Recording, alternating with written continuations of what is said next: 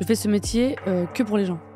De l'extérieur, on a l'impression que c'est hyper facile. Tant mieux, sauf qu'en vrai, c'est de la souffrance. Hein. Tu vois, je vois souvent les gens qui ont des prix, qui disent si c'était à refaire, je le referais immédiatement, etc. Moi, pas du tout, jamais. En tout cas, moi, ça m'inspire que tu puisses faire du piano, chanter, être comédienne, faire de l'humour, être sur les réseaux. Je trouve ça ouf. En France, on a tendance à adorer mettre dans une petite case et il faut surtout pas que t'en sortes. Tu peux dire j'aime pas son style, j'aime pas sa gueule, tu vois, je veux pas d'elle et tout, mais tu pourras jamais dire je travaille pas. T'es la première femme où ton premier spectacle fait rempli des zéniths. C'est fou parce que la personne avec qui je travaillais avant en humour me dit un jour on va faire l'Olympia, je dis n'importe quoi, tu vas trop loin. Il me dit non, on va faire l'Olympia, tu vas faire les zéniths. C'est extraordinaire d'avoir cette chance, d'avoir des gens qui te poussent comme ça, qui croient en toi et toi t'es en mode pas du tout. Et du coup après tu commences à prendre un peu confiance et tu visualises. Je me vois plus loin encore, tu vas dire mais elle est folle. Mais c'est vrai, je me vois aux Oscars et tout moi. Je me vois vraiment tourner avec des quinries. Pas de raison, pourquoi pas moi? Est-ce que t'es heureux? Oui, je fais un métier que j'aime, je rencontre des gens de ouf. Merci. C'est la vie. Tu connais? Des gens hyper égocentrés, merci beaucoup. En tout cas. Yes, c'est bon, je peux pas pleurer, c'est mon objectif avec toi. C'est quoi qui t'a touché là? Non, mais ça me touche. Allez, vas-y. Arrête. Vas-y, garde tes larmes là, vas-y. Ensuite. Qu'est-ce qui se passe? Rien, c'est toi, qu'est-ce qui se passe? Tu veux qu'on s'embrouille ou quoi? C'est malade, ça se passait bien jusqu'ici. Sécurité. Ouais, maman, ça va? Ton père et moi, nous avons décidé de ne plus te donner un centime. Eh ben, si je t'appelle Sita, c'est que je vais marier, maman. Je viens d'avoir Benoît au téléphone. Vous voulez te demander de l'argent, j'imagine? Il va se marier. Je vous propose un job. Oh, ça sent l'embrouille là. C'est quoi la carotte? Non, y a pas de carotte. Simplement faire croire à ma famille que vous êtes ma fiancée. On se prélasse quelques jours, tout frais payé dans un hôtel. Et à la fin du séjour, si tout se passe bien, ma mère me demande comment je compte financer le mariage. Faut que je ken? Non, ce sera pas nécessaire. Ça va le faire, t'inquiète. Je me sens pas bien, je vais sortir. Tu veux sortir où? Je veux sortir! Non, madame, s'il vous plaît. Mais laissez-moi sortir! J'attends mon fils. Il arrive avec sa fiancée et les mannequins. Oh, maman, ça va? Espèce de psychopathe, va. Oh, l'hôtel de bâtard! Arrête de manger ça, c'est de la déco. Pour le moment, ça se passe moyen. Je veux vraiment que tu les épates pour le dîner. On passe à l'élégance et au raffinement. C'est quoi cette tout-face là? Comment? Soso, pardon, mais vous pouvez pas rester avec une schneck vintage comme ça là? Fiona, donc toi tu es mannequin. Fiona est mannequin de main? Vous voyez cette main? Elle a assuré pour des centaines de milliers d'euros. Des centaines de milliers d'euros, vraiment. Bah oui, vraiment, oui. Tu vois, ça par exemple, c'est 50 000. Et là, il y en a pour 100 000. Elle est... Je sais, ouais. Qu'est-ce qui s'est passé avec ma mère? Ah, tu m'as dit de faire copine avec elle, c'est ce que j'ai fait. Pas en lui faisant le maillot. Bah, peine t'énerver, fallait me dire. T'as besoin que je te dise de pas épiler ma mère? Qui clappe pour de vrai, tu sais, premier degré. Bonjour. Ça va? Bon, en tout cas, Camille, je suis vraiment content que tu sois là. Bah, moi aussi, écoute. Je te disais juste avant de démarrer que ce côté slasheuse. Tu sais que c'est normalement le nom de mon prochain spectacle que tu viens de griller, du coup. Mais non, slasheuse, j'y ai pensé, j'avais cette idée pour le premier parce que c'est très américain. C'est aux États-Unis qu'on parle de slash. Tu peux le définir pour quelqu'un qui connaît pas? C'est un slasher ou une slasheuse, c'est quelqu'un qui a dans un même milieu comme le milieu artistique beaucoup de choses différentes, mais qui les fait plutôt bien. Stylé. En tout cas, moi, ça m'inspire que tu puisses faire du piano, chanter, être comédienne, faire de l'humour, être sur les réseaux. Je trouve ça ouf. En France, on a tendance à adorer mettre dans une petite case et il faut surtout pas que t'en sortes. Les gens autour de toi, ils t'ont soutenu dans cette démarche? Il y a des gens qui t'ont dit mais t'es une malade, Oui. Il faut que tu fasses qu'un truc quoi. Oui, on m'a clairement dit quand j'étais en humour, j'étais vraiment au sommet, hein, parce que puisque tournée, très grosse tournée, j'ai joué 500 fois mon spectacle pour ainsi dire. 1 demi-million de personnes presque qui m'a vu, c'est énorme. Et j'étais au sommet de voilà, j'avais plus qu'à faire un deuxième et cartonner encore, voilà. Et puis, moi, je suis chanteuse quand même depuis toujours. Et au bout de 20 ans, quand tu fais pas... Enfin, en tout cas, t'as pas pu performer avec ton premier amour qui est la musique, c'est toujours troublant. Donc, je me suis dit, c'est maintenant, en fait. Je me suis servi de ma notoriété en tant qu'humoriste pour pouvoir accéder à mon premier amour. C'est bizarre parce qu'au départ, tu te dis, ça va être facile, donc tu vas chanter, machin. Mais t'hésites ou pas? J'hésite pas du tout. C'est-à-dire Ça, que c'est évident. c'est les gens avec qui je travaille me disent mais qu'est-ce que tu me racontes en fait? Ils me disent, tu vas partir en musique, les gens n'en ont rien à faire. Sachant que pour préciser, de ce que je crois, t'es la première femme où ton premier spectacle fait rempli des zéniths. Oui, ça fait très plaisir ce que tu dis. Ça, t'es bien renseigné. Je suis la première femme avec un premier spectacle qui remplit des zéniths. Voilà, après, il y en a. Et donc c'est dingue, c'est-à-dire qu'en gros, toi, de ce que je comprends, c'est en tout cas dans ta perspective, ça a mis un certain temps avant que ça puisse décoller, vu que c'est un rêve en plus qui a démarré très tôt. Exactement. Donc t'as enfin le truc rêvé. C'est un petit peu, tu vois, je sais pas, t'es dans la. Mais pas du tout soutenu, hein. Vraiment. Hein. C'est en mode, les gens me disent, mais n'importe quoi. Vraiment, tu vas pas être crédible. Je dis, mais c'est mon métier, en fait, c'est mon premier métier. Et toi, t'as pas peur de détruire le truc que t'as mis des années à construire? Non, parce que je sais que je suis humoriste, chanteuse et actrice. Et donc, c'est triste quand c'est des gens qui t'entourent, même dans le travail. Après, ils y voient leur intérêt. Bon, je travaille plus avec eux aujourd'hui, mais Oui, parce que si t'es spécialisé, par exemple, sur le spectacle. ils prennent plus d'argent, du coup. Et puis, tu vois, il y a pas le truc de. Puis, je suis plus avec eux pendant un moment. Mais normalement, je pense que quand t'es intelligent, tu te dis, écoute, va faire ce que tu veux faire, et puis de toute façon, on se revoit après. C'est ça l'intelligence. Et ça te donne envie de rester avec ces personnes. Et toi qui aimes d'ailleurs la vérité, Oui. est-ce que tu aurais apprécié quelqu'un qui te dise, écoute, je t'avoue que ça me frustre parce qu'en Ouais. fait, moi, on gagne de l'argent ensemble, mais je suis pas à l'aise avec la situation. Enfin, quelqu'un qui te Ouais, dit, j'aurais apprécié, mais je l'aurais fait quand même. Ouais. Mais j'aurais respecté la personne, et puis après, je pense que dans un deuxième spectacle, tu l'appelles. Tu te dis, ok. Mais oui, non, c'est vrai que. Mais du coup, j'étais contente parce que du coup, ça a marché au bout de 20 ans, mais instantanément. Puisque Mais je t'aime, c'est la première chanson que je sors avec Encore Malade, qui cartonne et qui va aux Victoires de la musique. Et on a une Victoire de la musique prix du public. Donc c'est le plus beau cadeau et la plus belle récompense pour moi, et en termes de crédibilité aussi en tant que chanteuse. C'est marrant parce que ça, il y a beaucoup d'artistes que j'ai rencontrés qui disent ça, que être reconnu par le public, c'est la meilleure victoire. Mais de toute façon, moi, je fais ce métier que pour les gens. C'est le milieu, tout ça, ça m'intéresse pas. Puisqu'au départ, même en humour, on ne m'acceptait pas comme humoriste, puisque je venais des réseaux sociaux et je ne faisais rire essentiellement que sur les réseaux sociaux. Et il y avait plein de salles, même des petites salles, hein, qui voulaient pas me recevoir. Les gens des salles disaient non, elle vient des réseaux.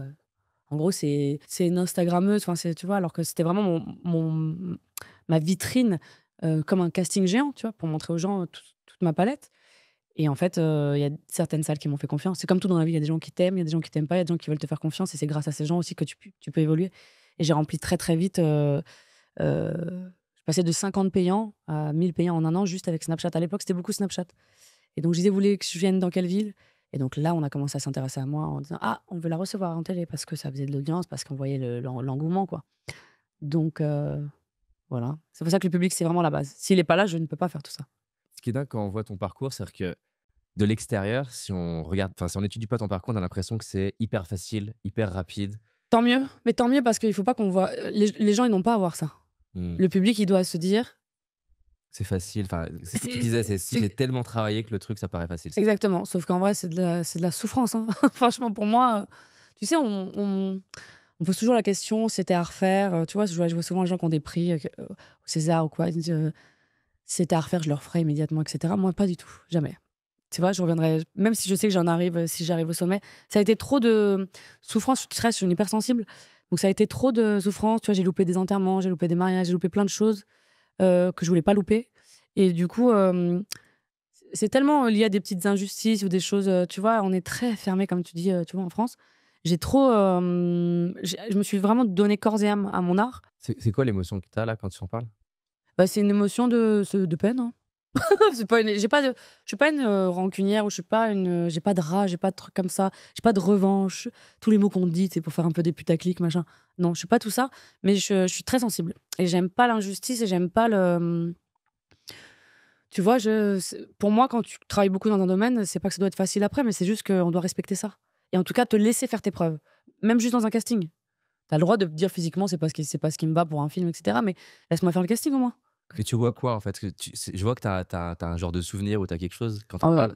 J'en ai pas qu'un. Ça. Mais en casting? C'est quoi là que tu vois? Là, t'es médiamant. Non. Allez, sors-moi les cartes. On y va. Non, c'est juste que moi, je me rappelle de projets que je voulais faire, mais profondément, tu vois. Où même le fait d'avoir mon nom, ils disaient non, mais c'est pas très intéressant pour nous. Parce que je viens du côté humour, machin. Donc on se dit, elle est capable que de ça. En fait, j'aime pas qu'on me restreigne sans avoir eu la preuve de mes capacités. Et même, et je Non, disais, on veut même pas regarder ce voilà, que tu c'est fais. ça. C'est-à-dire que je comprends T'as ça. l'étiquette et Et c'est comme ça, voilà, tu restes là où t'es. Donc c'est hors de question, évidemment. Et c'est vrai que je l'ai toujours, cette humilité de. Je disais à mon agent, je le dis toujours, mais laisse-moi faire les castings. Elle me dit, mais ils ne veulent pas, même là. C'est quand même l'endroit où tu peux me dire non, mais au moins tu vois. Et toi, c'est quoi ta personnalité quand t'as un moment comme ça? Ça te vénère? Non, je suis très, très. Triste. Ah non, c'est triste. Tu sais, c'est de la tristesse et de l'injustice où tu dis, laisse-moi faire ce casting. Et souvent, c'est un petit rôle, hein. Mais je sais que je suis à cet endroit et que je sais que je vais tout défoncer parce que je travaille et je connais mes capacités. À la fois quand je sais pas trop bon. Mais c'est toujours un peu. Ça fait de la peine parce que tu sais, c'est pas de l'ego de l'artiste, mais tu sais que t'es à ta place en fait. C'est bizarre d'avoir toujours à faire ses preuves dans un domaine qui est le tien. C'est comme, c'est un exemple que je sors tout le temps, mais un chirurgien, tu vas pas. Je sais pas remettre en question ses capacités. Il vient, il t'opère, c'est son métier, c'est comme ça, tu vois. Il a travaillé 10 ans pour ça. Et pour nous, c'est pareil. Enfin, je sais pas. Je suis pas la seule, attention, hein. Il y a Non, énormément c'est d'artistes. clair. Après, Mais la pourquoi sensibilité. Qu'est-ce qui fait? Parce qu'il y a tellement de gens qui rêvent d'être artistes dans plein de formes. Qu'est-ce qui fait que tu n'abandonnes pas? Qu'est-ce qui fait qu'après un casting, tu te dis pas, bah, en fait, non, bah. Parce que je sais que je vais aller là où je veux. C'est très bizarre. Depuis très tôt, ça. Même quand tu as les premiers noms, que ça prend pas, que ça marche pas. Je sais que je vais pas lâcher, en tout cas au départ. Jamais. Parce que je suis à ma place, c'est mon métier, sinon je souffre. Je suis malheureuse, donc c'est pas possible. Même avant que ça prenne, t'as Ouais. pas ce moment de Si. Ah si, j'ai tout arrêté. si, bien plein de fois. Évidemment. Encore là, des fois, je me dis, j'ai envie de tout arrêter. Mais ça dure peu et le lendemain, tu as à nouveau envie d'y aller. Ça a duré des fois un moment, et puis des fois peu, mais en tout cas, je suis bien entourée. Aujourd'hui, j'ai un mari que j'aime, qui me soutient dans tout, ma fille qui est exceptionnelle, et puis mon entourage, ma famille, etc., mes proches, qui me soutiennent, qui me disent, mais même dès que j'ai un moment de mou, je dirais, j'en ai marre, je crois que je vais tout arrêter. Ils me disent, mais ta gueule. C'est genre, mais C'est la musique qu'ils connaissent. oh là là, mais ouais, genre, mais ta gueule. C'est le vrai ta gueule mignon, tu vois. Et c'est vrai quand même que c'est dur, parce que, comme je te dis, tu loues plein de choses. Et à la fois, tu sais, quand je visualise, je sais où je dois être, où je veux être, et c'est pas du tout de la prétention, c'est de l'ambition. Tu vois, il faut faire la part des choses entre ces deux mots. Et en fait, je sais que je vais encore morfler, mais je vais y arriver. Et pourtant, j'ai pas confiance du tout, hein, forcément en moi, mais j'ai pas la valeur de qui je suis en tant qu'artiste. Humainement, je sais pas, tu vois. Mais en tout cas, J'ai l'impression que tu as confiance que parce que tu vas bosser, ça en va fait, finir par y arriver. c'est pour ça que je me mets toujours. Je ramène toujours ça au travail, parce que c'est le seul endroit où on peut pas m'atteindre. Tu peux dire j'aime pas son style, j'aime pas sa gueule, j'aime pas. Tu vois, je veux pas d'elle et tout, mais tu pourras jamais dire que je travaille pas. Voilà. Donc ça, c'est quand même c'est ma force à moi intérieure. Et puis surtout, j'ai choisi ce milieu et c'est ce métier, donc c'est comme ça. On va aller au bout. J'irai au bout. Donc, on se rend pas compte quand on côtoie pas d'artistes ou de personnes qui ont ta notoriété. C'est quoi qui est le plus. Parce qu'on sent que là, il y a des moments qui sont durs dans ta carrière. C'est quoi un moment, par exemple, qui est vraiment dur pour arriver à me projeter Il y en a plein. Il y a plein de moments. Ouais, je sais pas. Les moments où, tu sais, on te promet des choses, on te promet un rôle, on te promet un truc sublime, et puis les moments où tu dois avoir ce projet, alors ce rôle, bah, d'un coup, t'es même pas dans les castings, alors qu'on te promet ce rôle, qui est un rôle qui peut t'emmener très loin. Ce genre de choses. Donc là, tu commences à t'imaginer, à te projeter. Bah, c'est tout, tu travailles, surtout. Et, Ah ouais, et c'est pour rien. je préciserai pas, tu vois, je vais pas rentrer dans les détails, mais en tout cas, j'ai réussi à passer ce casting, même si voilà, je l'ai fait. Et ils ont eu, enfin, en tout cas, ces réalisateurs, un moment de doute en disant merde, c'était vraiment bien, mais quand même, ils savent que ça devait être. Il y a eu un engagement moral. Après, moi, je suis quelqu'un de parole, en fait, et j'oublie qu'en fait, on n'est pas dans ce monde-là. Quand tu me regardes dans les yeux, tu me dis. Je te prends. Ouais. Et en tout cas, 98%, c'est toi, ça fait beaucoup, 98%. C'est pas 80, c'est pas 75.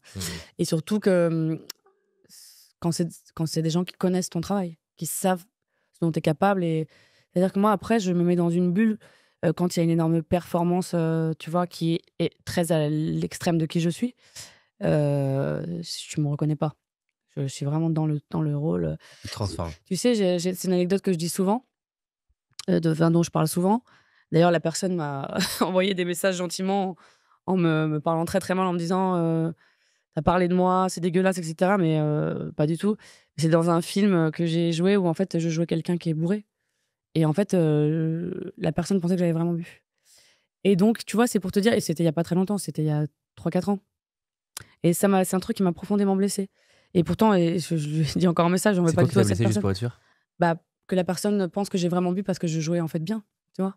C'est-à-dire que même quand je dois toujours faire mes preuves, même au moment où... Parce que moi, je suis restée dans le personnage. Ah oui, parce que toi, tu l'as interprété en mode, attends, juste pour être sûr, qu'elle réalise pas en fait ta capacité d'actrice et donc elle pense Exactement. qu'elle pense que t'as bu. C'est pas En la gros, réalisatrice. Hein. En gros, comment? C'est pas la réalisatrice, c'est une personne de Oui, l'équipe. oui.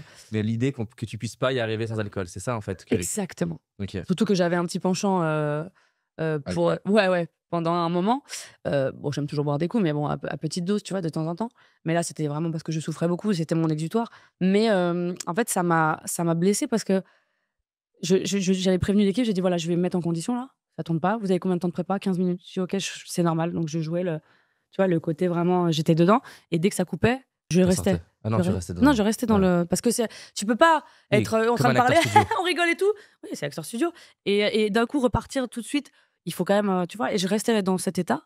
Donc, en fait, c'est quelqu'un qui m'a répété qu'il aurait sûrement pas dû. C'était pas très délicat, mais c'était pas méchant. En me disant, il pense que tu as vraiment bu. Et donc, je suis allée voir la personne en question et je lui ai dit, est-ce que tu veux sentir mon haleine pour vérifier? Comment ça? Mais jamais dit ça. Et il m'a dit que c'était inquiété pour moi, mais non, parce que tu t'inquiètes pas pour quelqu'un qui n'a rien fait, juste je joue. Enfin, tu vois, j'ai pas bu. Puis si j'avais bu, franchement, ça se sent quand même, hein, le whisky. Enfin, c'est plutôt, c'est ce que j'aime le plus, donc je pense que tu le sens, quoi. C'est pas du champagne. Et non, ça m'a, tu vois, c'est ce genre de choses pour te dire que. Et la scène, elle est sublime. En plus, la scène, elle est merveilleuse. Je suis avec Céline Salette, que j'aime profondément, qui elle m'a donné une confiance sur tout en me disant, mais j'aime tout, je vois tout, ta sensibilité, etc. Enfin, ça m'a, voilà. En fait, j'ai soit des gens moi qui m'adorent, soit des gens qui, tu vois, c'est des trucs qui te blessent quand c'est ton métier. Et à l'inverse, c'est quoi un moment qui est dans tes perceptions incroyable? C'est-à-dire que vraiment, dans ta carrière, c'était, si je peux le vivre au travers de tes yeux, c'est quoi un moment qui est fou? Quand tu montes sur scène dans les plus belles salles de France, comme l'Olympia, pour moi, c'est... Pour la première fois? C'est extraordinaire. C'est extraordinaire parce que tu as ton nom en lettres rouges comme ça. Mais tu sais que je ne suis jamais blasée de ça. C'est-à-dire que j'ai fait l'Olympia en musique et en humour. Et donc, si tu visualises la scène avec toi, donc t'arrives en voiture devant l'Olympia. J'arrive dans l'Olympia, déjà je pleure. Tu vois ton nom. Je vois mon nom. Et tu stresses ou pas? C'est plutôt... L'adrénaline un peu. Ouais, il y a de l'adrénaline et de l'émotion parce que ça arrive un peu après. Je dors pas bien la veille, mais en tout cas, je me dis, bon, elles sont éteintes encore parce que j'arrive tôt pour les balances, les répètes. Après, les gens vont... Elles sont éteintes. Oui, bah oui, tôt, c'est éteint. Ok. Et ensuite, ça s'allume un petit peu quand la nuit tombe. J'y étais hier soir, c'est vrai? Ouais. Ah, c'est marrant. C'est mythique, en fait. Il y a des gens qui disent, oh, je préfère là, je préfère là. Non, ça fait quelque chose. Là. Ouais, puis il y a l'énergie de tous les gens qui sont passés là. Edith Piaf, Charles Aznavour, enfin, tu vois. Ça va. Donc t'arrives, tu vois, ouais. là déjà, c'est exceptionnel. Même, il y a une satisfaction personnelle de se dire, quand même, quoi. Mais c'est dans le sens un peu, tu l'as rêvé. Ah oui. Et là, je l'ai visualisé. C'est fait, quoi. J'y suis, quoi. C'est fou parce que la personne avec qui je travaillais avant en humour me dit un jour, on va faire l'Olympia. Je dis n'importe quoi, tu vas trop loin dans le truc. Il me dit non, on va faire l'Olympia, tu vas faire les Zéniths. Tu vois, quand t'as des gens qui te poussent comme ça, qui croient en toi et toi, t'es en mode pas du tout. C'est extraordinaire d'avoir cette chance d'avoir. Quelqu'un qui voit plus grand pour toi que toi-même. Et du coup, après, tu commences à prendre un peu confiance et tu visualises. Et c'est extraordinaire. Et donc, tu arrives à l'Olympia. Donc là, c'est de quoi 2-3 heures avant, c'est quoi? Ouais, 3 heures et demie avant. Et donc, c'est long, ça passe trop vite. Franchement, en général, quand c'est des grosses dates comme ça passe très, très vite. C'est-à-dire, tu te coiffes. En général, sur des... Enfin, moi, toute la tournée, en humour, je me maquillais, je me coiffais seule. C'était mon moment parce que j'ai un trac en humour maladif. C'est quoi le trac? Enfin, bah, c'est de quoi, je veux dire? Je vais pas rentrer dans les détails, mais je vais aux toilettes à chaque fois 15 minutes avant. Ça, tout le monde, non, presque? Pas tous. Non. Il y en a qui... Non. Il y en a qui, en fait, qui mentent aussi. Je fais des conférences et c'est... T'as le trac? Même, je sais pas, mon corps a besoin d'aller aux toilettes. Ah voilà, ouais. C'est obligatoire. C'est pas ton corps, mais c'est l'inconscient fait que c'est tellement violent de se retrouver face à des gens. Ouais. Il y en a, c'est les toilettes. Et moi, ça me fait rire parce que je connais beaucoup d'humoristes qui me disent j'ai pas le trac. Alors que moi, je les vois avant de monter sur scène. Il y en a un, il tousse tout le temps. L'autre, il fait tout le temps. Tu vois, et l'autre, il dort. Il s'endort. Tu vois, c'est un exemple. Et c'est du trac. Et ils se rendent même pas compte. Alors que, normalement, mon trac. Donc là, tu vas aux toilettes. Et après, t'es derrière. Je vais aux toilettes. T'entends le bruit de la salle. Ouais, bien sûr. Non, mais tout est. Et c'est comment là? Moi, je suis tétanisée. Bon, à l'Olympia, j'ai déjà joué énormément de fois mon spectacle. Mais il y a eu des fois, on m'a poussé. Faut que j'y aille. Mais t'as peur du blanc ou t'as peur que ça sonne pas juste dans ta... Tout. Parce que l'humour, ce qui est vraiment violent... C'est la précision déjà. Et il faut pas de bide. Mais en général, quand t'es à l'Olympia, si t'as un bide, c'est que t'es vraiment mauvais. Hein. pardon. Il faut que tu travailles avant. Chaud, tu veux dire? Ah non, c'est parce que t'es préparé. Bah, t'es préparé. Le spectacle, tu l'as joué 300 fois, quoi, ou 400 fois. Ah non, t'arrives pas à l'Olympia en middle, en moyen. Quand tu t'es entraîné 300 fois, est-ce que même fatigué, même pas en forme, entre guillemets, en mode Sur scène. automatique, ça sort Ah oui. Moi, je n'ai jamais annulé une seule date de spectacle. Ensuite, il y a eu le Covid. J'ai pas eu le choix. Donc, c'était ma captation. J'ai pas eu beaucoup de chance. C'est-à-dire que tu joues 500 fois ton spectacle, tu finis ta tournée. On a fait Nouméa, Tahiti, La Réunion pour finir dans les îles, parce que j'avais aussi un public là-bas. Et quand tu rentres, Covid, et normalement, 10 jours après, je suis censée faire ma captation, donc j'ai quand même 450 dates dans les pattes. Et là, on te dit, tu ne vas rien faire. Et tu reprends 6 mois après un spectacle que tu n'as pas joué pendant 6 mois, que tu avais dans les pattes pendant 4 ans. Donc ça a été aussi une épreuve. C'était puissant pour moi parce que pareil, ça signifie encore que j'étais bien à ma place, que j'avais bien travaillé. Et du coup, je me suis remise comme je suis repartie à zéro. Je m'entraînais toute seule devant ma glace chez moi, tout le spectacle pendant 1h30. Tu le fais en entier? Une fois en entier, à chaque fois en italienne. Tous les jours. Tous les jours. Et ensuite, je faisais 5 fois mon spectacle au Théâtre Marini. Et donc 2 captas. Et la journée, je refaisais une italienne complète avec mes techniciens en mode.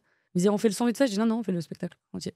En italienne. Donc, ouais, t'es vraiment. Je sais que je t'as une rigole pas réputation de. Ah, j'aime bien. Osseuse, perfectionniste. Ouais, aussi de melon, parce que justement, comme je suis très exigeante et perfectionniste, on peut dire aussi que j'ai le melon. Mais. Pourquoi on dit ça? Parce que je pense que je suis très exigeante et que je suis une femme. Et quand t'es une femme, c'est moins bien perçu. C'est une femme qui donne des ordres. L'équipe, c'est dans le sens là? Avec l'équipe, avec tous les gens qui sont autour de. Tu vois, si j'arrive sur scène, je vois un scotch qui est un peu comme ça, tout bouffi, tu me l'enlèves. Si je vois une trace de pied alors que t'es censé avoir déjà nettoyé, tu me l'enlèves. T'es à l'aise ou pas à dire les choses? Thomas, oui. Trop à l'aise. Pas trop à l'aise, mais je l'ai dit. Okay. Je l'ai dit. Il n'y a pas des fois où tu te dis comment je le dis ou Ah non, mais attention. La première fois, c'est mon chéri, s'il te plaît, est-ce que tu peux me. Oui, 1 fois, 2 fois, 3 fois. Après, si c'est pas fait. Par contre, dur. Bah, dur. Bah, je dis par contre, j'avais vu un spectacle un docu, je crois, sur. Je sais pas si c'était un docu, mais ouais, Beyoncé. c'est docu. Ah non, ouais. Ah non, je crois que t'as vu le mien. C'est pas bien ça. Oh, je peux te le dire que c'est pas les mêmes choses. C'était peut-être toi, en fait. Oui. Camille, c'est. Yeah. Non, oui. Non, mais je voyais ce côté. Moi, ça m'avait inspiré, ce côté. Mais tu vois, comme c'est Beyoncé, on va dire que c'est génial. Alors qu'elle doit être d'une exigence. C'était fou. Ah, tu vois. Mais même les gens autour d'elle, c'était intéressant aussi. Tu voyais que l'équipe avec laquelle c'était construite, ils étaient inspirés quelque part par ce. C'est comme Steve Jobs, quand tu lis ses biographies. Soit les gens le détestent parce que c'était un malade, mais ceux avec qui il a duré le plus, ils disent bon, il était horrible, mais. Ah, mais horrible, c'est quand même dur, horrible. Hein. Oui, mais oui, on disait ça. Quand c'est Steve Jobs. Pour rien au monde, je ne retravaillerai pas avec lui. Ce qu'il y a. Ah, c'est. Ouais, mais horrible quand même. Mais horrible, dur, tu vois. Et par contre, on a fait des trucs incroyables ensemble. Il m'a permis de me révéler en termes de potentiel. Moi, ce qui me rassure le plus, c'est bizarre, c'est.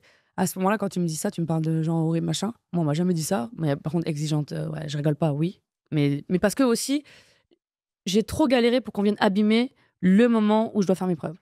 Tu vois, devant les gens. Et un exemple tout bête qui me rassure, c'est que moi, mon régisseur qui est avec moi à la lumière, donc depuis plus de 7 ans, j'ai commencé avec lui. Tu vois, en humour, en fait, au tout début, il n'y a pas d'oseille. Hein, donc, tu fais la tournée des petits cafés-théâtres. Et t'as le régisseur de la salle à chaque fois. Sauf que moi, déjà, même dans les petites salles, j'avais déjà ma vision dans les zéniths de ce que je voyais. Tu vois, donc ça pouvait paraître plus ridicule, mais les tempos, c'était si ça tombe à 3, la lumière, ça ne tombe pas à 4, ça tombe pas à 2. Tu vois. Et pareil, le noir. Un niveau d'exigence qui ne matche pas ce qu'ils ont l'habitude, quoi, c'est ça? Non, il y en a qui. Bon, c'est le seul qui a réussi vraiment à que ce soit nickel, c'est Pierre Novak. C'est mon Pierrot, c'est mon régisseur et ami. Qui un jour, j'arrive à Lille, et je lui dis écoute, les mecs se foirent tout le temps, ou tu sais, sur un noir, boum, ça doit tomber sur le timing, d'un coup, je suis encore dans la lumière. Je suis en mode, oh l'enfoiré. Mais ça tombe pas. Il y en a eu qui ont bien travaillé, il y en a eu évidemment, et puis c'est pas grave, sur une première, tu te foires une fois, c'est pas grave, tu vois. Mais Pierrot est arrivé. Mais c'est hyper frustrant, t'as bossé comme une malade. C'est le début, mais quand même, j'ai déjà cette exigence. Ouais. Et Pierre me dit, il relève tout. Je le vois, il parle pas beaucoup, il relève tout. Il me dit, t'inquiète, il y aura pas d'erreur. Je lui dis, pardon, on se connaît pas, mais c'est pas grave s'il y a un petit truc, mais en général, il me dit, il y aura pas d'erreur. En mode, j'ai aimé, tu sais, j'aime les gens, tu vois, qui sont solides. Il n'y a pas eu d'erreur. C'est le Michael Jordan du. Ouais, et puis lui-même, il est comme ça avant de commencer il est vraiment impliqué. Ouais, c'est un passionné. C'est son art, quoi. C'est son art. Ouais. Et donc, il est parti du début jusqu'au Zénith, et puis en musique, il est avec moi aussi. C'est tellement stylé, les gens. C'est pour ça que je te dis que si on m'aime pas, vraiment, tu vois. Après, il y en a qui sont passés aussi. Parce que j'aime les gens passionnés, exigeants. Et après, tu rencontres des gens très très compétents du coup qui comprennent cette exigence. Tu penses qu'on peut arriver à ton niveau de réussite entre guillemets sans ça? C'est marrant quand tu dis ça, tu vois, je dois avoir un problème, faut que j'aille voir un psy. Quand tu dis à ton niveau de réussite, j'ai l'impression que je suis genre waouh au sommet. Alors que pour moi, j'y suis pas du tout. Mais le sommet, tu vas dire, mais le sommet de quoi? Mon sommet. Ce que moi je vois, ce que je veux. Mais c'est Là là où où ton sommet. je veux. Le truc dingue. Non, mais c'est trop bizarre, on dirait un truc de petite fille. Non, mais j'aimerais. C'est pas le truc de. Parce qu'il y a plein de gens qui disent on s'en fout des prix et tout. Bah non. Parce que moi, je travaillais bien à l'école, mais j'ai jamais été. Enfin, si, jusqu'en primaire. Jusqu'en sixième, j'étais première, deuxième, troisième, tout ça. Bon, ça, c'était cool. T'as un petit peu ce truc de la meilleure de la classe. Pas forcément. Non. Mais je m'en fous de premier. Mais si je suis deuxième, je suis trop contente. Enfin, Ok. tu vois, j'ai pas ce truc-là. Par contre, il faut que je sois la meilleure pour moi dans ce que je fais. Si tu veux, j'aimerais faire des films avec de grosses performances en France qui me permettent de dire ouais, celle-ci, elle envoie grave. Et pourquoi pas Quel aller style? aux États-Unis? Bah, des performances plutôt dramatiques parce que, en fait, je suis tellement pudique. C'est tellement. Évidemment, j'ai des parts sombres en moi et des choses que je peux aller chercher pour alimenter le personnage, etc. Mais il faut qu'on me fasse plus confiance à cet endroit-là. Et tu vois, rien que ça m'apaisera quand ça arrivera. T'as un type de film là pour me représenter que t'adores, qui représente ça? Tu sais, des films sur des gens qui ont eu un accident grave ou un handicap ou qui ont vécu des violences. Bon, ça, évidemment, je l'ai vécu, donc c'est peut-être plus simple. Mais en tout cas, ce style-là. Parce que je vais pas donner les bons exemples. Parce que c'est pas forcément des films qui m'ont plu complètement, ou tu vois. Et c'est un film que t'aimerais qui remue un peu les gens, là, qui les fasse réfléchir? Attention, il y a toujours un message. Hein. J'ai du mal à faire des choses où il n'y a pas de fond. Je réfléchis en même temps que je parle. Hein. Tu vois bien que c'est un peu lent, mais en tout cas, j'aimerais que. Tu vois, la première personne qui a vu ça en moi, c'est Rebecca Zlotowski, tu vois, dans Grand Central. Je lui ai donné beaucoup et je la remercie encore aujourd'hui parce que c'est la première personne et le premier film, mais la première qui a vu cette part en moi un peu fragile de tout ce que j'avais pu vivre. Elle l'a vu assez vite. Elle m'a mis dans ça tout de suite. Donc ça, c'est... Voilà, je me dis que je commençais avec une des meilleures en France. Pas de raison.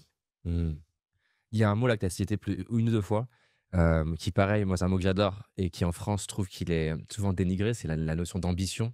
Ouais. Et en plus en tant que femme, il est peut-être d'autant plus dénigré, j'imagine. Oui, parce qu'on prend l'ambition pour de la prétention. Vraiment. Elle vient d'où toi cette ambition? Comment ça se fait que tu as ce moteur là à l'intérieur? J'ai des Je trouve qu'il y parents... a un truc dans le beat qui est là. Ouais. Bah déjà, je suis petite fille de déportée. Ça, c'est un truc qui est bien ancré en moi. Donc, ils sont quand même revenus des camps de concentration. Ils ont eu 2 filles. C'est le mes chiffre 5 grands-parents. qui vient de ça, c'est ça? Ouais, exactement. C'est mon chiffre préféré. Ça, c'est plus par rapport à mon grand-père, parce qu'ils étaient 5 à s'en être sortis de cette grange de l'horreur. Et puis, non, ma grand-mère de son côté, mais elle a eu la chance, parce en fait, elle était avec sa sœur autour d'un arbre et d'autres femmes. Et en fait, le gars s'est barré le lendemain. Au lieu de les tuer, il devait les tuer. Au moment, à la fin de la guerre, entre guillemets, quand les Américains arrivaient pour pouvoir sauver... Grand-mère, elle est juive, c'est ça, hein? Exactement, et mon grand-père catholique. Et en fait, mon grand-père était un résistant. Et ma grand-mère, avec sa sœur, voilà, donc juive. Et donc ils ont été séparés. Mon grand-père était dans un camp de travail, ma grand-mère dans un camp d'extermination. Et mon grand-père, en fait, avec tous les hommes avec qui il était, les Américains arrivaient. Et puis, au bout d'un moment, tu parles allemand couramment, hein, même si c'est pas ta langue, t'as pas fait le V1. On tente une vanne, là, voilà. Mais bon, je peux me permettre, je pense. Et ils ont dit, en fait, il faut qu'on les emmène plus loin pour les tuer, parce que les Américains arrivent. Et en fait, mon grand-père, il y avait un chef qui avait fait la guerre, enfin, l'armée machin, qui a dit, écoutez, on est sur de la paille. Cette nuit, avant qu'on se barre demain, de toute façon, on va mourir, quoi qu'il arrive. Donc, tentons. On va se mettre dans la paille toute la nuit. On va s'enfoncer tout doucement. En fait, mon grand-père, il l'écrit dans son livre. D'ailleurs, c'est écrit. Il dit, ah ouais, c'est vrai qu'on s'enfonce facilement. Et il lui dit, mais est-ce qu'on va étouffer? Il a dit, tu vas pas étouffer dans la paille. T'inquiète. Le seul truc, c'est qu'ils étaient 5. C'est oppressant quand même, par contre. C'est un enfer. Vraiment, moi, je suis claustro, donc je te dis pas. Je pense que ça doit être inconscient. Mais... Et en fait, il faut se dire quand même que les gars, ils ont des baïonnettes. Donc, s'ils en trouvent un, ils trouvent les 5. Ils te tuent direct. Il y a pas de... Et donc, ils ont réussi. Ils sont restés quand même peut-être une journée presque, ou plusieurs heures en tout cas, sous la paille. Et ensuite, ils ont réussi à s'enfuir. Je te résume ce truc-là vite fait. Je l'ai raconté plusieurs fois, mais ils se retrouvent à s'enfuir parce que le gars de la grange les voit. Il est terrifié parce qu'il voit des mecs de 30 kilos. Il se dit, ah, c'est en vrai. Ça existe, en fait. C'est pas une blague. Ils se barrent dans une autre grange. Plus loin, ils se collent entre eux parce qu'ils sont tout maigrelets avec leur tenue, que tu connais déjà la couleur. Dans une grange avec de la boue, je crois qu'ils se réchauffent avec de la boue, des trucs comme ça. Et ils entendent au loin, c'est un truc qui me fait sourire, alors que je sais pas, mais ils entendent un bruit de shark, ils reconnaissent que c'est pas un char ni allemand, ni. Enfin, ils savent que c'est un char américain. Tu sais, c'est comme aujourd'hui, il y a les mecs, il est pro de. Ah, c'est un Porsche, ça, tu vois. C'est façon de parler. Et en fait, ils sortent, pardon. Et ils vont rejoindre ces mecs. Ils font genre.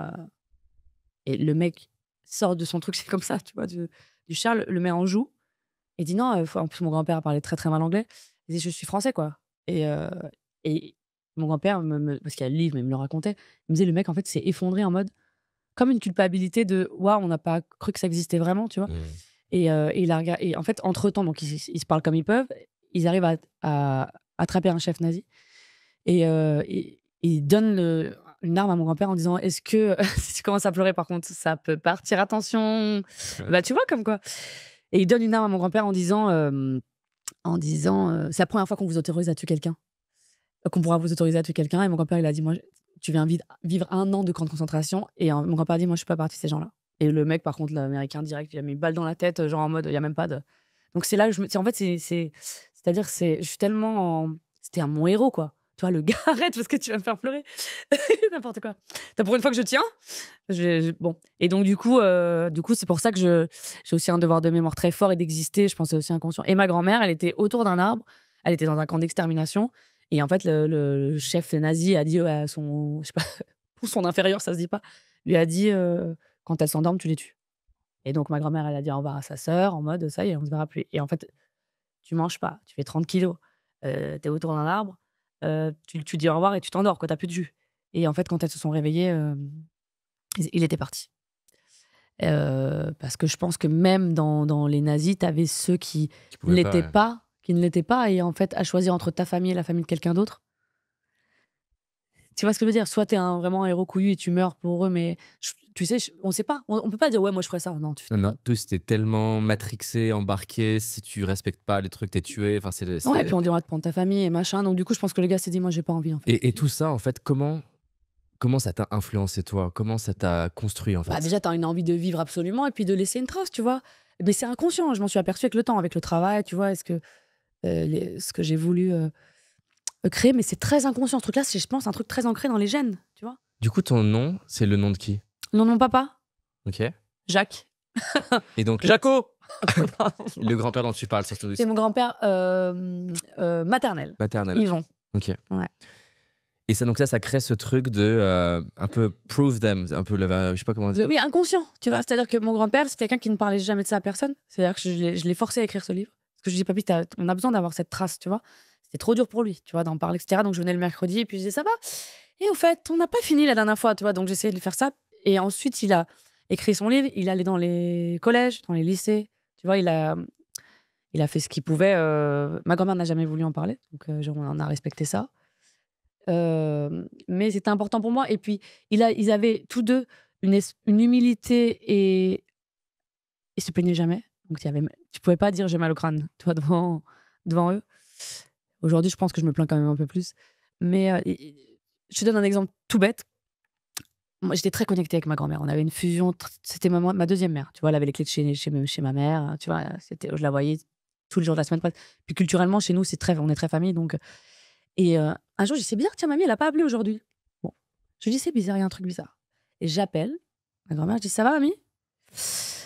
Et là, elle me dit un truc. Elle me dit oui. Je dis papy, elle me dit il a un peu mal à la tête. Non, normalement, je te le passe, il n'y a pas de mal à la tête. Je sens un truc, j'ai un mauvais pressentiment. Je dis à ma mère on y va, il y a un truc qui est bizarre. Je dis je te rappelle. Je dis on y va. Elle dit mais qu'est-ce que t'as? Ma mère angoissée, qu'est-ce que t'as? Et je dis on y va. Et ils habitaient dans le 13e à l'époque. Donc moi, j'étais à Vitry-sur-Seine. On arrive devant chez mes grands-parents. Et au moment où on arrive, il y a le SAMU qui arrive en même temps, en gyro et tout. Donc là, je dis, OK, c'est ce que j'ai vu, tu vois. Et j'arrive, je dis, excusez-moi, vous venez pour monsieur tel, machin. Elle dit, j'ai pas le droit de vous dire. Je dis, bah si, vous allez dire parce que c'est mon grand-père, en fait. Elle dit, ouais, il vient de faire un infarctus. Je suis en mode, yes. Donc ma mère en tétanie, je dois donc penser à moi, mon émotion de mon grand-père. Ma mère en crise d'angoisse. Elle peut plus bouger la voiture. Je dis, allez, on y va. Et j'ouvre la porte, ma grand-mère avec un Jack. Enfin, c'est pas un Jack, mais un whisky en tout cas. Ma grand-mère ne buvait pas. En fait, presque pas, mais quand elle buvait, puis bon, c'est mon alcool préféré, peut-être qu'il y a un lien, oui. Elle buvait jamais, donc, et je la vois, et elle est blanche en mode, qu'est-ce que vous faites là? Bah, j'ai dit, papy, et mon grand-père, qui vient quand même d'avoir un infarctus, tu vois, et avec des électrodes dans son lit, et il lève la tête de loin, il fait, Ça va chérie, tout va bien, ça va. C'est un sketch. Et je suis en mode, donc 6 mois, j'avais pas eu cette Intuition un peu. cette intuition complètement. Et t'en as d'autres comme ça dans ta Ouais, vie ou t'en as malheureusement jamais joyeux. beaucoup? Ok. Jamais, je sens les trucs pas, voilà. D'un coup il se passe un truc dans mon corps, je suis en mode ah, mais c'est une fois tous les 3 ans. Mais En termes de créativité, t'as pas la même chose. T'as pas des... je visualise, mais je ne me dis pas, j'ai pas de prémonition. Je visualise, je me vois là, je veux être là, je veux Tu arriver. fais beaucoup ça? Bah, c'est important. Je trouve que c'est ce qui fait que ça marche. L'Olympia, je l'ai visualisé. Tu vois, par exemple, il y a 3 jours, j'étais avec Kaoli, qui est champion de surf, médaillé d'or français, donc. Et lui, tous les soirs, dans son lit, les yeux fermés, Il visualise. il visualise. Eh ben, c'est un champion, non? Non, mais c'est clair, c'est super intéressant. Et je lui demandais, mais ça t'a fait quoi le moment là? C'est les JO là. Hein. T'as eu la médaille d'or, ça t'a fait quoi le moment où tu sais que tu gagnes? Il a visualisé. Et il me dit, en fait, donc, c'est énorme, mais d'une certaine manière, il me dit c'est une forme de déjà-vu. En fait, il l'a. Ah, je vois, c'est génial. Mais en vrai, mais tu vois, c'est de l'ambition. Pour moi, je vois pas ça comme de la prétention. Ah oui, là, t'es j'adore. Si moi, je te dis ça, tu vas dire, mais non. Alors que non, mais je comprends en fait. Il l'a voulu tellement fort, il l'a tellement visualisé. Moi, l'Olympia, c'est le truc que j'ai le plus visualisé. Moi, je visualise d'autres, mais c'est pas que je veux pas te le dire, mais que ça fait c'est un peu ridicule, tu vois, pour les gens. Mais tu vois, je me vois vraiment avoir un film avec une énorme perte et avoir un César, quoi, tu vois. Ça paraît un peu pathétique, peut-être. Ouais, non. Non, mais de se dire, parce que pour des gens qui en ont eu plein ou truc, c'est un moment où ils se disent, moi, bon, c'est qu'un prix. Tu sais, il y a ces gens, ils disent, j'ai mis mon César dans les chiottes et tout. Après, moi, j'expose pas, j'aime pas du tout. Le fait de c'est tout caché dans un placard. Mais ça symboliserait quoi, en fait? Non, mais c'est juste déjà, c'est beau. C'est hyper beau, un César. Non, mais il y a un truc de. J'aimerais être à cet endroit aussi, tu vois. Donc, j'aimerais que ça arrive.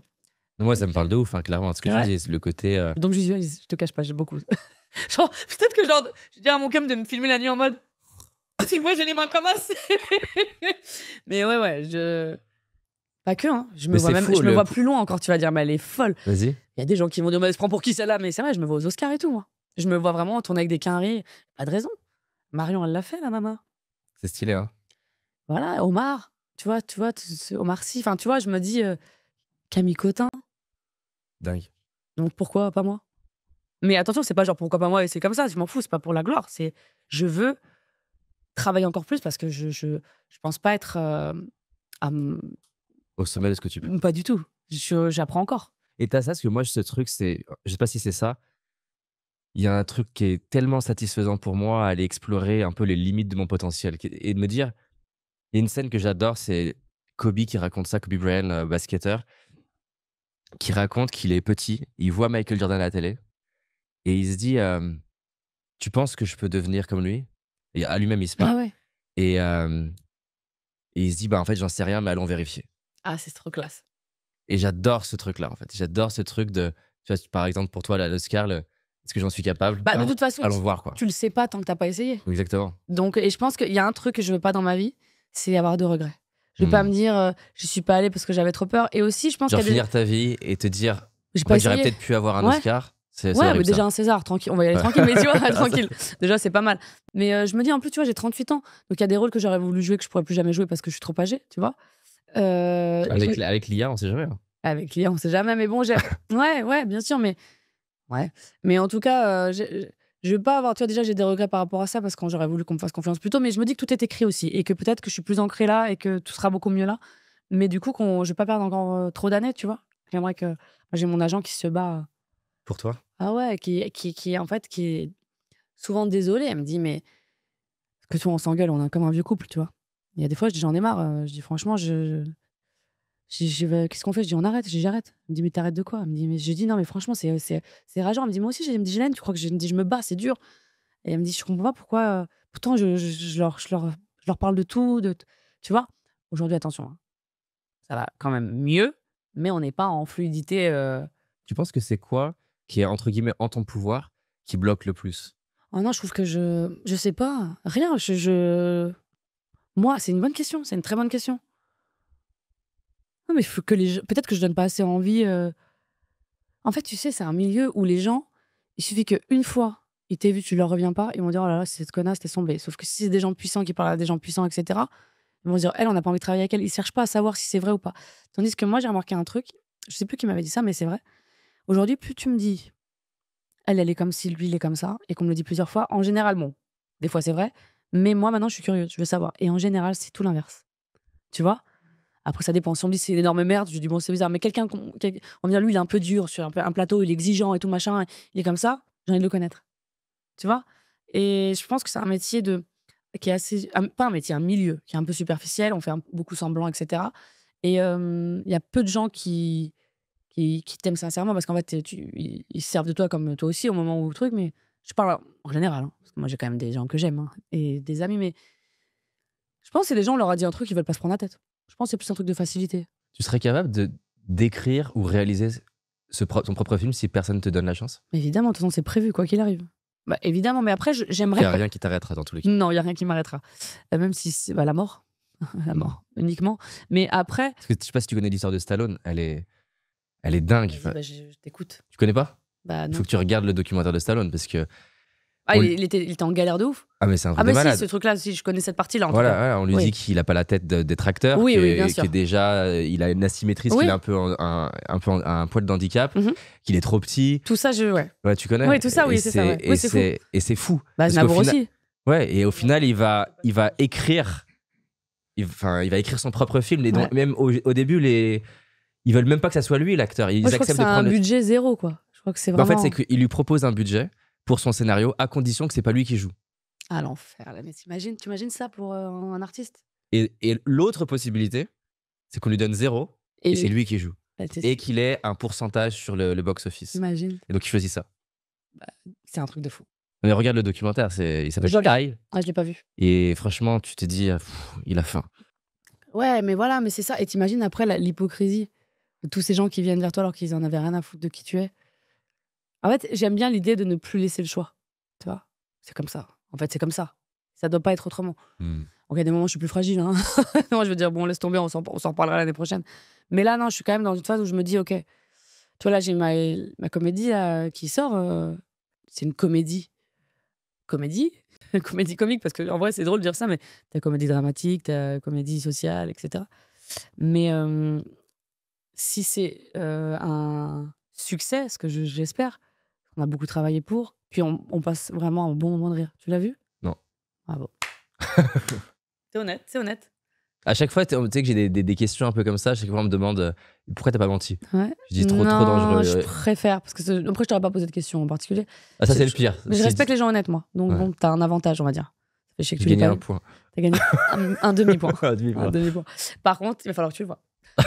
Tu me Avec- fasses un retour. Avec plaisir. Voilà. Donc, c'est une comédie, mais tu vois, c'est le genre de choses. Tu vois, en fait, je pense souvent à Artus. Artus, qui est mon ami que je connais depuis longtemps. Et C'est fou ce qu'ils ont fait là. ben, en fait, c'est quelqu'un qui a galéré quand même 15 piges. Et pourtant, il a un talent, mais rare. Après, ces dernières années, il a fait beaucoup de choses, mais à cet endroit-là, il y a des gens qui n'ont pas voulu te signer, de croire en ce projet, et que d'un coup, tu fais 10 millions. Dingue. T'es en mode, ah merde. Et que maintenant, tout le monde vient. Mm. Tu peux pas me dire que c'est naturel. Enfin, tu vois, c'est parce qu'on sait que t'es bankable, tu vas faire de l'argent. Il est conscient de ça. Mais Toi, quand les gens y reviennent, t'es en mode ok, c'est le jeu, ou t'as un petit côté ah, t'étais pas là quand. non, mais enfin, même juste quand on revient, même je reçois des messages un peu de ce qu'ils entendent. Je suis vraiment en mode c'est cool, mais en tout cas, tu n'es plus mon ami, quoi qu'il arrive. Enfin, dans ma tête, c'est en mode on n'est plus amis. T'es plus dans la même case, quoi. Bah non, mais c'est un truc d'amitié. Moi, je parle que d'affect. Oui. Je parle même pas de. Parce que moi, je me suis jamais servi de personne, je sais pas ce que c'est. Tu peux continuer de travailler avec la personne, mais c'est pas un ami. Exactement. Ouais. Et c'est-à-dire. Et tu sentiras pas, hein. Ouais. C'est juste que moi, je sais que je me suis bloquée là-dessus. Mais parce que moi, je suis vraiment trop sensible. J'aime vraiment les gens. Quand je te dis t'es mon ami, je t'aime, quoi, tu vois. Mais tu pourrais donner les clés de ta maison. Non, parce que je suis Non. maniaque. C'est juste pour ça. Tu vas me foutre des traces partout. Non, mais bien sûr, évidemment, s'il y a un problème, je suis là. Je te payerai l'hôtel. Je suis trop maniaque. Non, mais bien sûr, évidemment que tu viens chez moi quand tu veux. Mais c'est pas ça le truc, c'est que vraiment, avant, j'avais ce truc de. Tu sais, quand t'as le vent en poupe, comme on dit, ouais, elle a 82 ans. Quand t'as vraiment la lumière sur toi, tout le monde est autour de toi, mais tu sais pas qu'ils sont Pourquoi autour ils de toi sont pour ça, parce qu'en fait, c'est normal, c'est le métier, ces trucs. Ouais, Pas tu te du rends tout. compte quand le vent il Ouais. tourne. Puis d'un coup, tu vois, j'ai bifurqué en musique, je dis, bah, ils sont où? C'est pas mes amis. Bah, ils sont où? Tu vois? Et après, tu réalises. Et puis moi, j'ai un mari qui est très solide et qui, tu vois, qui est très terre à terre. Donc après, moi, de toute façon, je me suis protégée, je me suis bien armée. Je suis entourée de mon mari, ma fille, mes proches, tu vois. Ça me va très, très bien et c'est ma base absolue.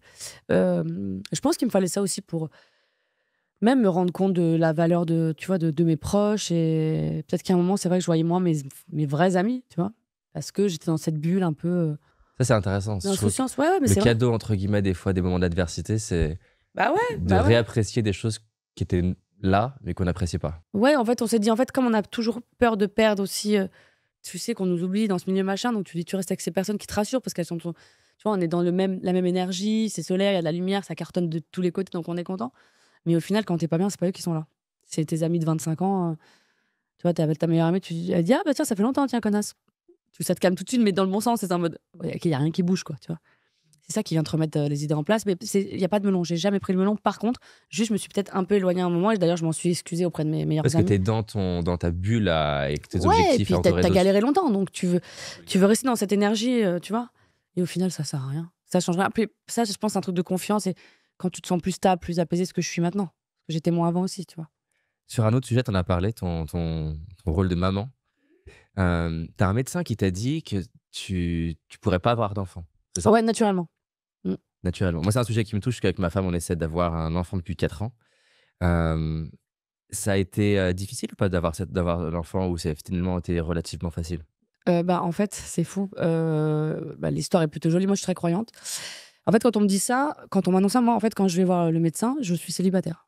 Tu vois, depuis un moment. Et puis, je me dis, Et t'as quel âge? Là, je vais avoir 38. Je vais avoir 39. Le déni. J'ai 38 ans, je vais avoir 39 l'année prochaine, 10 juin. À ce moment-là, au moment où le médecin il te le dit. J'ai quel âge à ce moment-là? Attends, parce que la petite, je l'ai eue donc à 36, j'avais 35 ans, j'étais dans ça. 24, 33, 33, je pense, 32, 33. Ok. Je suis déjà seule depuis un moment, 33. Et je me dis, dans mon corps, c'est bizarre, même si j'ai toujours fait attention, la pilule et les conneries, machin. Je me dis, tiens, c'est bizarre quand même. Je sens un truc dans mon corps, toi, c'est des petites intuitions, mais jamais les bonnes, hein, comme je t'ai dit. Je vais aller voir un médecin pour checker, tu vois. Il me dit, ouais, mais en plus, ça...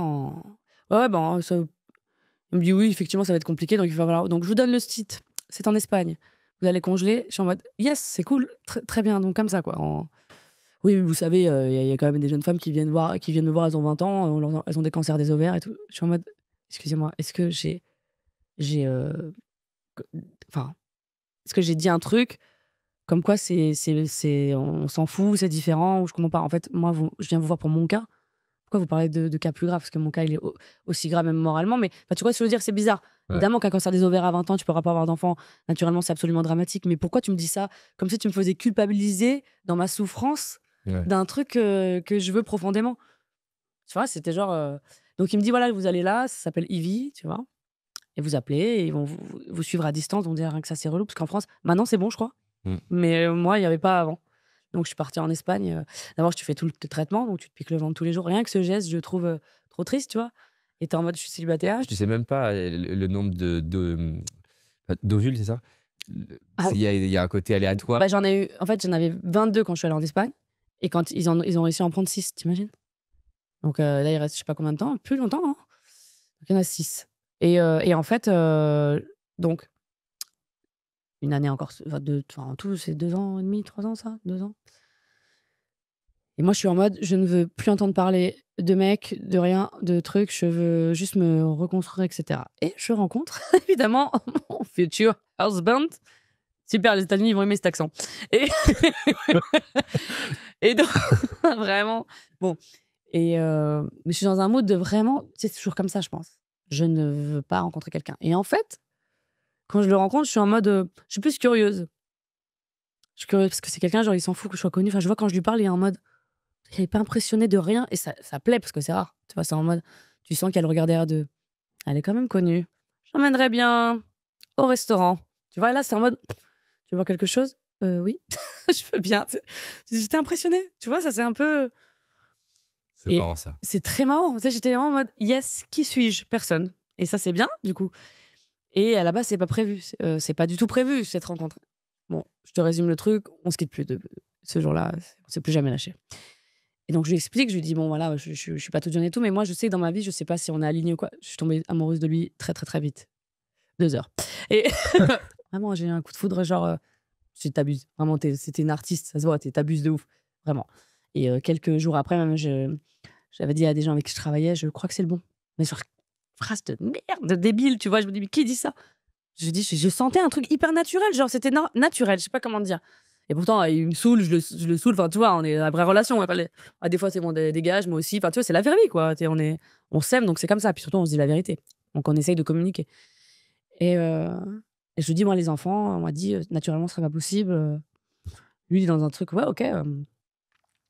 Bah écoute, s'il se passe ce qui doit se passer, on ira en Espagne et puis on fera ce qu'il faut, tu vois.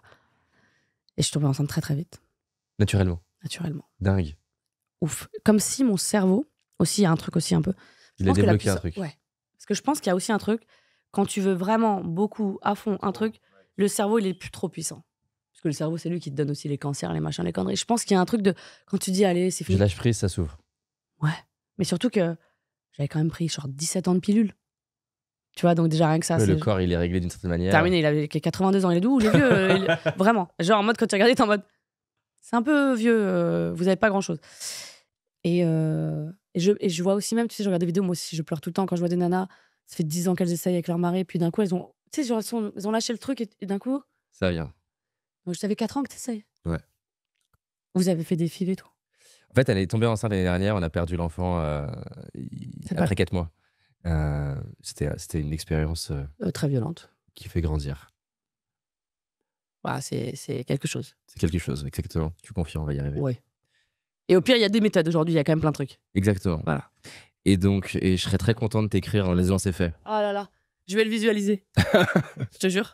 Ok, bah ça ferait plaisir. Tu sais, je t'ai dit, moi, quand on a l'impression comme ça, je suis quelqu'un de. Je t'envoie une photo de notre bébé. Arrête, je peux mourir. Par contre, tu me fais un truc comme ça, genre, c'est des trucs, ça me. Ouais, ça peut me. Ouais, ça peut m'envoyer. Et donc, la question que je voulais te poser en lien avec ton rôle de maman. Un petit respi. Yes, c'est bon. Je ne pas pleurer. C'est mon objectif avec toi parce que j'ai capté. C'est quoi qui t'a touché Non, mais ça me touche. Ouais. Ça me touche. Bref, stop. Allez, vas-y. Arrête. Vas-y, garde tes larmes là. Vas-y. Ensuite, vas-y. Donc, t'as beaucoup d'ambition. Ouais. Qu'est-ce qui se passe? Rien, c'est toi, qu'est-ce qui se passe? Tu veux qu'on s'embrouille ou quoi? C'est les malades, ça se passait bien jusqu'ici. Sécurité! Non, mais ça me touche, c'est des trucs qui me touchent parce que, tu vois, en plus, du coup, t'es un peu mal à l'aise parce que tu te dis, oh là là, j'ai quand même réussi alors que c'était pas prévu et l'histoire, c'est horrible. Je pense à ta chérie, en fait. Je l'imagine, quand t'es maman, je l'imagine enceinte, 4 mois, il se passe plein de choses. Déjà, là, les hormones qu'on travaillait, il y a des trucs. C'est absolument horrible. Ah, mais c'était. Surtout qu'en fait, en passant les 3 mois, dans notre tête, on avait passé le plus dur, on était confiants. Ah, bien sûr. 3 jours avant, je l'annonce à mon équipe de direction. Et donc parce que t'as passé les 3 mois. Ouais, je m'étais dit, je vais l'annoncer à mon équipe, la bonne nouvelle. Mais vraiment, ça nous a fait grandir. Ça paraît fou de te dire ça, mais. T'es croyant ou pas? C'est une question un peu. Je crois à un truc, je sais pas quelle est la forme, mais je crois à une forme d'intelligence. En tout cas, t'es croyant donc. Tu le sais pas, hein, mais tu crois en Dieu. Et bam, suivant. Non, mais en fait, tu sais, il y a un truc, quand t'es quelqu'un de croyant, peu importe ta religion, mais d'épreuves. Et on s'en fout, je suis pas en train de parler de trucs, je me connais pas, mais quand même, on dit que Dieu éprouve les gens qu'il aime le plus. Et il ne te donne pas des épreuves que tu peux pas surmonter. Tu vois? Et on va faire ça vite fait, je parle jamais de trucs comme ça vraiment, mais je trouve que c'est intéressant. Tu vois, ce point de vue-là. Et tu regardes, quand je te dis un truc comme ça, pense à toutes les épreuves que tu as pu avoir dans ta vie et tu dis, effectivement, t'es passé à travers ça, regarde là, t'es en train de me dire. Et puis même par rapport à ton couple, c'est aussi une épreuve de. Ah non, mais ça nous a rapprochés, ça m'a rendu plus humble, j'ai eu plus de gratitude pour ma mère, par exemple. Enfin... Tu t'imagines peut-être, tu vois, mais c'est un truc de croyant, attention, hein, qu'il fallait ce truc-là pour que, justement, tu changes des choses peut-être de toi pour qu'ensuite, après, ce soit cool quand. Je sais pas comment dire. C'est peut-être horrible et à la fois, je sais pas comment dire. Regarde, moi, j'ai vécu des violences comme beaucoup de femmes, malheureusement, toutes sortes de violences. J'en ai déjà parlé plusieurs fois. Et je me dis, il fallait que je passe par là pour en arriver là. Alors évidemment, au moment où tu vis le truc, t'es en mode, est-ce que moi je cause quelque chose là parce que je vais peut-être mourir en fait aujourd'hui. Et à la fois, quand il m'arrivait ça, pendant que ça m'arrivait, je priais. Et donc, je me dis, il y en a qui ne s'en sont pas sortis. Et je me dis, si t'es encore là et tu vois, je me dis, c'est très dur, ça fait yesh, mais, tu vois, je me dis, il faut jamais lâcher. Mais moi, vas-y, j'ai hâte que tu me dises, en fait. Je vais te le dire. Et donc, la question que je voulais te poser, c'est quand tu as de l'ambition comme toi, tu as envie justement d'aller au sommet et certainement. Mon sommet, hein. C'est pas le sommet de tout le monde. Mais tu as envie d'aller dans ton sommet Ouais, et ouais. potentiellement, une fois en haut de ce sommet, tu vas en imaginer un autre. Peut-être. Ou peut-être pas. Ou peut-être pas, mais en tout cas, tu as cette ambition qui est forte. Et de l'autre côté, Ça fatigue un peu quand même. Mais je l'ai toujours. de l'autre côté, en tout cas, de ce que j'ai vu dans tes vidéos, ta fille, elle prend une place très importante. C'est la place, c'est mon Bien. sommet, hein. C'est mon premier sommet. Et donc, comment tu fais pour concilier les deux? Je sais pas. J'essaie de m'organiser. Et c'est dur au quotidien. Bien sûr, c'est dur. Parce qu'il y a tellement de personnes qui se disent, soit qui n'ont pas d'enfant, si j'ai un enfant, je vais sacrifier mon ambition. Et des gens qui ont beaucoup d'ambition, qui veulent créer des trucs, du coup, ils s'interdisent des fois à avoir des enfants. Ou alors, il y a ceux qui ont un enfant et qui, du coup, derrière, s'interdisent de s'épanouir professionnellement. Et moi, j'ai repris 10 jours après avoir accouché. Donc, j'aime autant dire que je suis pas dans un bel état physique. Et même, tu sais, les hormones, la chute d'hormones, etc. Et c'est vrai que moi, j'étais vraiment connectée à ma fille. Genre, si j'avais pas eu une équipe de maquillage, coiffure sur les télé, machin, je me maquillais jamais, je me coiffais pas. Enfin, tu vois, je me démêlais les cheveux, propres toujours. Mais je veux dire, je me suis laissée, pendant 2 ans, mon corps était en un flanc. Tu vois, j'avais pas ce truc de...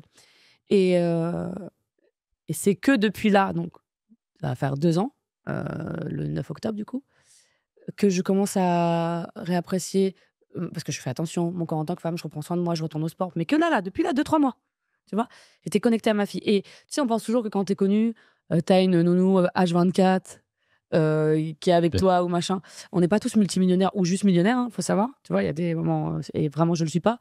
Parce que justement, j'ai plusieurs carrières et je me suis pas cantonnée à un. Donc, quand tu repars dans l'autre, c'est pas la même chose. Et j'ai pas fait assez de choses pour avoir accumulé assez d'argent pour me dire, OK. Et puis, il y a les impôts, c'est une belle invention, ça, qui te pompe, si je puis dire. Mais bon, tu vois, donc les gens, faut pas qu'ils pensent que parce que t'es très connu, tout est nickel. Et moi, je voulais pas ce truc de nounou, machin. Puis j'habite dans un 60 mètres carrés. Tu vois, peut-être que tu m'imaginais dans un haussmannien avec du comment ça s'appelle le parquet en pointe de Hongrie. Tu vois, de 120 mètres carrés, pas du tout. Je suis dans un 60 mètres carrés. Voilà, c'est très bien, mais on est 3. Enfin, tu vois, donc c'est pas non plus... je te vends pas du rêve, quoi. Tu te dis pas... Je pense que les gens vont dire... Le Paris, oh, ça bon. coûte tellement cher. Ouais, c'est trop rush. Et surtout... Parce que pour le même prix, t'habiterais à 200 km de Paris, tu peux avoir... Ouais, mais pour travailler, je fais comment? C'est pour ça, c'est pour le travail. Sinon, je me casse direct. Genre, bah, bien sûr. Mais c'est pour dire que... Puis j'ai pas de... Puis on est des gens, on vient d'un milieu modeste avec mon mari. Donc du coup, on est très simple. On n'est pas... Tu viens chez moi, t'es en mode, OK, elle a du goût, mais c'est très, très simple, quoi. Il n'y a rien qui dépasse, il n'y a pas de bling-bling. Tu parlais de t'organiser, tu travailles, par exemple, une fois que ta fille Là, j'ai la chance qu'elle soit à la crèche, maintenant. Donc, tu vois, là, par exemple, là, aujourd'hui, j'aurais été en mode, faut que je trouve une nounou, faut que j'arrive à un truc, est-ce que c'est mon mari qui la garde, au truc. Là, on est en mode, tu vois, c'est cool. Et puis, du coup, à 2 ans, tu te fais un peu yèche avec tes parents. T'as besoin d'être stimulée. Elle est trop contente d'aller à la crèche, tu vois, elle se régale. Mais moi, j'ai fait 2 ans avec elle. Elle partait en tournée avec moi, elle était petite. Donc, c'est-à-dire que dans la loge, on me préparait, je l'avais sur les genoux. C'est dur, en plus c'était plus petit, donc après tu la mettais dans le lit parapluie dans une loge, truc, est-ce qu'elle dort, la caméra, le machin, tu montes sur scène, tu sors de scène, tu regardes, OK, elle dort, OK, on y retourne, tu vois. Mais tu dormais combien de temps? Moi je dors, mais je crois que j'ai pas dormi là pendant 2 ans. J'ai dormi 4 heures, 5 heures. J'allais crever. Mon mari, quand je l'entendais ronfler, je voulais lui mettre des coups de coude. Tu sais, laisse-moi dormir. Arrête de dormir, parce que moi j'arrive pas, tu vois. Genre, il dormait trop bien. Quand j'ai accouché, le pauvre, je pense que c'était les hormones. En fait, moi, j'étais un amour. Enceinte, j'ai jamais eu de trucs d'hormones. Et en fait, quand j'ai accouché, comme il arrivait à dormir, et moi, je dormais genre 2 heures. J'arrivais pas, une connexion avec ma fille. Ça rend fou le sommeil. Ça rend fou le sommeil et les pleurs des bébés. Et j'étais en mode, il est en train de dormir. Il se réveille pas, il entend pas. Comment ça? Bon, ça m'a m'aidé de ouf. Mais tu vois, je lui disais, c'est un truc de folle, absolu. Mais j'ai compris que c'était les hormones. Et lui me l'a bien expliqué. Je lui disais, comment ça, toi, tu dors genre 7 heures et moi 2, en fait. Et des fois, et je me disais, t'es KO? Je dis, bah oui, j'ai dormi 3 heures et toi 12. Tiens, il me dit, mais tu comptes mes heures? Je dis, oui, je compte tes heures. Pourquoi tu dors? Je te jure, en premier degré. En psychopathe. Genre, mais qu'est-ce qu'elle a? Et apparemment, il y a d'autres nanas qui font ça. Genre, qui comptent. Bah ouais, non, mais on se rend pas compte à quel point une femme passe par plein de trucs. Si tu t'en deviens folle. C'est le dingue. sommeil. Ouais. Je comprends qu'il y ait des oufs. Ah non, enfin, moi, je suis très équilibrée quand même au départ. Mais Il y a ce truc que je trouve vraiment fascinant aussi chez toi. C'est que là, t'es arrivé, tu apprêté, maquillé. Sur les réseaux, t'es hyper à l'aise. Ouais, en fait, je suis jamais maquillée, moi. Mais j'aime bien faire plaisir de temps en temps.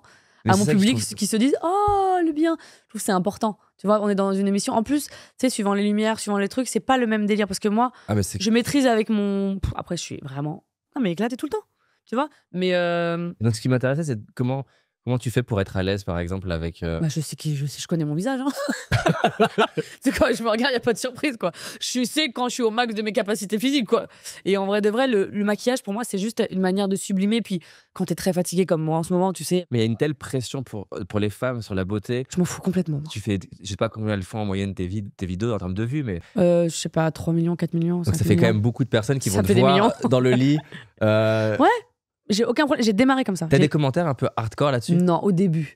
Au tout début, donc il y a presque 10 piges, quand j'ai démarré, j'avais qu'est-ce qu'elle est moche, c'est qui celle-là, elle se maquille pas, ses gros yeux et tout. Je n'ai pas des gros yeux, j'ai des grands yeux. Oui, j'ai un peu les yeux apparemment, bon, un peu globuleux, donc j'ai regardé, merci à vous. Mais ce que je veux dire, c'est que j'ai été connue naturellement. Enfin, tu vois, j'ai pas d'artifice quoi que ce soit, donc ou quoi que ce soit, mais je me suis pas forcée. C'était pas un concept. Mais là où je suis contente, c'est que je vois des nanas d'une autre génération qui commencent à être en mode je suis pas maquillée, je monte machin. Donc ça me fait plaisir. Je pense qu'il y a quand même une petite influence. Et ce qui est intéressant, c'est que tu aussi, en montrant le fait que tu puisses te maquiller, c'est comme si tu donnais une forme de liberté à faire les deux. C'est ça que je trouve intéressant. Oui, et surtout d'expliquer. Si que- tu pourrais t'enfermer dans le. Mais la beauté, c'est pas le maquillage en fait. La beauté, c'est ce que tu dégages. Mm. C'est ça qui est important. Et toute la nouvelle génération, là, 14, 15 ans, machin, botox, le truc, machin, moi, ça m'angoisse. Non, mais vraiment, je me dis, j'ai une fille, c'est hors de question. En fait, lui explique que tu es belle, quoi qu'il arrive. Après, la beauté, c'est subjectif. Pour toi, je vais être très très moche. Pour un autre gars, je vais être une bombe atomique, tu vois. Donc c'est comme ça, la beauté, je sais pas ce que ça signifie vraiment, c'est ce que tu dégages. Enfin, il y a pas de truc. Évidemment, mon sweetie comme ça, bon, c'est un peu plus compliqué. Je sais pas ce qu'on peut dire. On peut dire que t'as un problème, mais ça c'est pas grave, ça arrive. Ça arrive à beaucoup de gens. Mais moi, je le fais pour rire, mais voilà, je sais pas ce que ça veut dire. Et encore, quoique, tu vois, c'est assez con. Dans ce cas, j'ai vu une vidéo, le mec c'est un tronc et il est tronc, c'est un tronc, tu vois. Et il est avec sa femme, il se marie. Sa femme, elle a ses jambes, elle a c'est vrai, ils sont heureux. Alors, il y en a qui vont se foutre de sa gueule, mais en vrai, lui, il est marié et il y a des gens aigris comme ça, qui sont pas forcément. Qui sont en bonne santé et qui n'auront jamais personne. Ouais. Tu vois ce que je veux dire? C'est fou, mais en vrai, c'est quoi la beauté? En fait, je sais pas ce que ça veut dire. Je pense que pour moi, le maquillage, ça vient sublimer. Ça vient sublimer. Tu vois, moi, j'aime bien maquiller les yeux parce que je crois avoir un regard intéressant. Et ce qu'elle raconte, la beauf. Non, mais tu vois, il y a un truc de. Faut se dire que le maquillage, ça vient sublimer, ça vient pas cacher ton visage. On n'est pas en déguisement, on n'est pas en transformation, sauf si tu vas voir un chirurgien, effectivement. Je respecte quand t'as des complexes, etc. Et en tout cas, on m'a dit que je pleurais et c'est toi qui as pleuré. Je suis très heureuse. Ah ouais, j'ai vu des. Des noms de yeux Si. luisants, mais il n'y a pas eu la rag et il n'y a pas eu le sanglot parce que moi, je parle et je pleure en même temps, c'est horrible. Je déteste les gens qui font ça, mais ça m'arrive tout le temps et je l'ai pas eu. Plus un. C'est vraiment. Tu peux prendre 3 cartes, c'est 3 questions. N'importe quel ordre. N'importe quel ordre, tu veux prendre au pif. C'est une meuf qui aime trop jouer tout le temps. Et la première. Ouais. C'est parti, une par une. Quelle est la chose qu'il serait difficile de croire à ton sujet? C'est une bonne question. Quelle est la chose qui serait difficile de croire à ton sujet? Que je fais très bien à manger. Non, je pense qu'on le sait. Toute Covid, j'ai filmé mes plats. C'est intéressant, ça, j'aime bien. Parce que je dis beaucoup de choses, en fait, je me livre beaucoup. Bah, que je suis vraiment... que je suis timide. Au départ. Raconte-moi. Et en fait, je suis toujours très entourée. Donc, ça se voit jamais. Et mon métier me sauve de... Tu vois, Tu rentres dans un personnage. Bah, c'est pas être un personnage, c'est comme une protection. Ouais. C'est vraiment moi d'être... J'aime faire kiffer les gens, etc.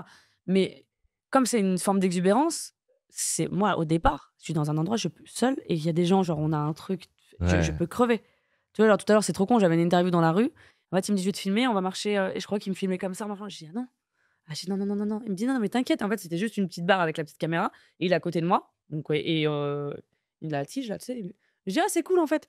J'étais en tétanie de, oh non, j'ai pas envie de. Tu vois, j'ai trop peur. Moi, je suis à l'aise sur scène. Enfin, tu vois, mon métier, c'est. Mais c'est un contexte dans lequel t'es entraîné. Et exactement. Sinon, à toutes mes rentrées des classes, c'était angine. Genre, là, le film, il sort. Je suis en mode. Là, je suis en... D'ailleurs, j'ai oublié de prendre mon antibio. Je fais des angines de stress, tu sais. Donc, ouais, je suis une traqueuse. Voilà. Même toi, t'y crois pas? Non, si j'y crois, je faisais plein d'angines, tellement stressé et tu timide. Au collège, j'ai rempli plusieurs carnets de santé tellement j'étais malade et que j'étais l'idée De stress. de stress, le cours de chant du collège, c'était horrible pour moi. Mais l'enfer, pourquoi on impose ça? Et donc, bref, je comprends bien. Ok. Qu'est-ce qui te pousse à faire ce que tu fais? Je sais pas, c'est ma passion vraiment. Et puis aujourd'hui, ma famille encore plus. J'aimerais que ma fille, elle me voit plus tard, me dise oh, wow, je suis trop fière. Souvent, les enfants, ils s'en foutent. Souvent, ils ont honte. Mais moi, mon objectif, c'est qu'elles se disent excuse-moi, t'as vu ma mère qui sait en fait? Tu vois, c'est plus ça. Après, je pense qu'au début, ils ont honte, après, ils sont fiers quand même. Ouais. Et c'est juste l'adolescence où apparemment ça. Oui, bah là, 2 ans, ils c'est essayent de l'adolescence s'échapper. déjà. Déjà, c'est l'adolescence déjà. À 2 ans. Déjà, elle va voir son père, elle l'embrasse. Bonjour papa. Et moi? Non, toi non. Je suis en mode yes, tu m'adores en tout cas, c'est cool. Voilà. Mais c'est la petite crise d'adolescence, les petits rébulles là, tu sais. Genre dans la rue, elle me fout la honte. En plus, t'es connue, donc c'est encore autre chose. Et je lui dis. Elle attire l'attention sur toi, c'est chiant ça. Mais ouais, parce que déjà, on me reconnaît, mais c'est en plus avec ma fille, donc je suis déjà en parano. Et je suis en mode chérie, on avance, et elle me dit non, je voudrais aller là. Je lui dis on peut pas. Et là, elle s'effondre, genre. Ah et elle se frotte, tu sais, sur le sol dégueulasse avec la pisse de chien. Et elle reste au sol. Je dis bah j'y vais. Et elle reste. Non, en plus, les gens ils vont regarder comment Voilà. toi tu te comportes en tant que Après, mère. après, je les fais rire. Parce que je suis en mode. Je fais vraiment comme toutes les mères. J'ai allez, au revoir. À plus tard. Elle reste. Non. Je dis oh là là, lève-toi. Et des fois, vraiment, tu sais, j'aime bien. Elle a des. Tu sais, c'est les doudounes et tout. Et je lui attrape comme ça en sac. Et quand vraiment je peux plus parce que j'arrive plus à la porter. En fait, il faut toujours la poussette ou la trottinette. Ça, tu sais, le petit truc. Et la dernière fois, j'avais oublié comme une idiote. Et du coup, elle faisait tous les 4 mètres, un arrêt au sol. Dégueulasse. En plus, je suis maniaque, donc je prends vraiment sur moi, tu vois. Et je l'ai prise en sac à patates. Et j'ai couru comme ça. Elle faisait arrête, maman, j'en ai marre. Moi, j'étais en mode là, alors là, mon gars, on va y aller, quoi. Donc, mais non, mais c'est en. Non, les gens, quand ils passent, ils me disent à votre tour. Genre, ils sont sympas, en vrai. Parce que je suis pas une. Je suis une gentille, quoi. Mais c'est vrai que c'est sportif, quoi. Voilà. La décision la plus difficile que tu aies eu à prendre. Bah, quand tu dois dire non, alors c'est bizarre, c'est ce qui me vient, c'est pas très. À beaucoup d'argent, parce que ça te plaît pas, mais c'est une somme que tu te dis est-ce que je l'aurai une fois dans ma vie? Est-ce que je l'aurai ensuite? Parce qu'en fait, j'ai tellement refusé des sommes astronomiques parce que je sais où je veux aller dans mon image et dans la perspective. Tu sais, ce qui est dur en étant à la fois et humoriste et chanteuse et actrice, c'est que pour avoir une cohésion entre les 3 domaines, faut pas que tu ailles trop t'abîmer dans un. Parce que le cinéma, ça rigole pas du tout. Ils ont des choses, ils ont des codes que. Tu vois, l'humour, tu peux faire ce que tu veux, entre guillemets. Mais comme je suis aussi actrice, je peux pas me permettre tout, malheureusement, ici en France. Mais j'ai refusé des sommes où j'ai annoncé à ma mère, j'ai dit maman, j'ai refusé ça. Elle m'a dit pourquoi? Ok. Et elle me disait pendant 5 jours, j'ai regardé le plafond en mode yes. Pourquoi elle a refusé? Et c'est des trucs nuls. Je dis pas, c'est pour mon image, c'est des pubs pour des trucs ridicules et tout, tu vois. Mais des sommes. Ah, c'est la tentation là. Mais tu sais que moi, j'en parle beaucoup avec mon mari. Je suis en mode, tu sais, je lui dis, à force de dire non, on est vraiment en galère, quoi, tu vois. Et il me dit, ouais, mais au final, quand tu refuses un truc comme ça, derrière, il y a des jolies choses qui arrivent. Ça, c'est encore une fois des trucs d'épreuve. Mais après, quand toute ta vie, quand tu viens d'un milieu modeste, jamais manqué de rien, mais que tu as la valeur de l'argent et de ce que tu as construit aussi, tu vois, pour en arriver là, tu sais ce que tu veux vraiment. Et je me dis que ça paye à un moment donné, tu vois. Mais ça paye pas dans le sens, ça paye, je parle d'argent, ça paye dans ce que tu veux faire. Oui, ça te permet aux personnes de bien comprendre qui tu es, de proposer ensuite des. Exactement, et de se dire, ok, elle a refusé quand même plein de choses, mais à un moment donné, il faut manger aussi. Et je veux pas en arriver à ce stade de me dire, je fais ça parce qu'il faut bouffer. Et là, je suis pas loin, là, les gars. commencer à. Bon. Non, mais parce que voilà, moi, j'espère que ça va le faire. Tu veux une dernière question? Dernière question. J'ai senti. Vas-y. Quelle est la chose pour laquelle tu as le plus de gratitude? Bah, ma fille. Hein. C'est pas bien de dire un rêve, mais je voulais, en tout cas, dans mon corps, je sentais que j'avais besoin d'être maman. Je pense que c'est la chose, si je vais faire un choix entre tout ça et avoir un enfant, c'est l'enfant. Tu vois, si tout ça doit disparaître, avoir un enfant, parce que ça te rend tellement vivant et j'ai tellement eu peur que ça se passe jamais. Je pense que quoi qu'il arrive, tu connais, je vais au bout, donc j'aurais adopté. Enfin, tu vois, je me serais pas laissée. D'être maman, en fait, c'est un truc de laisser, tu vois, quelque chose, une trace. Bon, pour le coup, celle-là, je dirais pas trace, le mot, il est moche pour elle, mais la plus belle, je me dis, je voulais pouvoir même donner quelque chose à quelqu'un et puis qu'on me donne, tu vois, de manière très pure, très sincère. La seule personne qui t'aimera à vie d'un amour pur et sincère, c'est ton enfant. Elle ne trahira pas. Elle va te faire chier. 2-3 mandats de temps en temps, mais façon de parler, tu vois. Ça, c'est... Je remercie qui tu sais, hein, du coup. Oh là. Mais ouais, vraiment, parce que ça, c'est ce qui m'a rendu... Je pense que j'ai été ancrée à ce moment-là. j'ai retrouvé ma stabilité d'antan.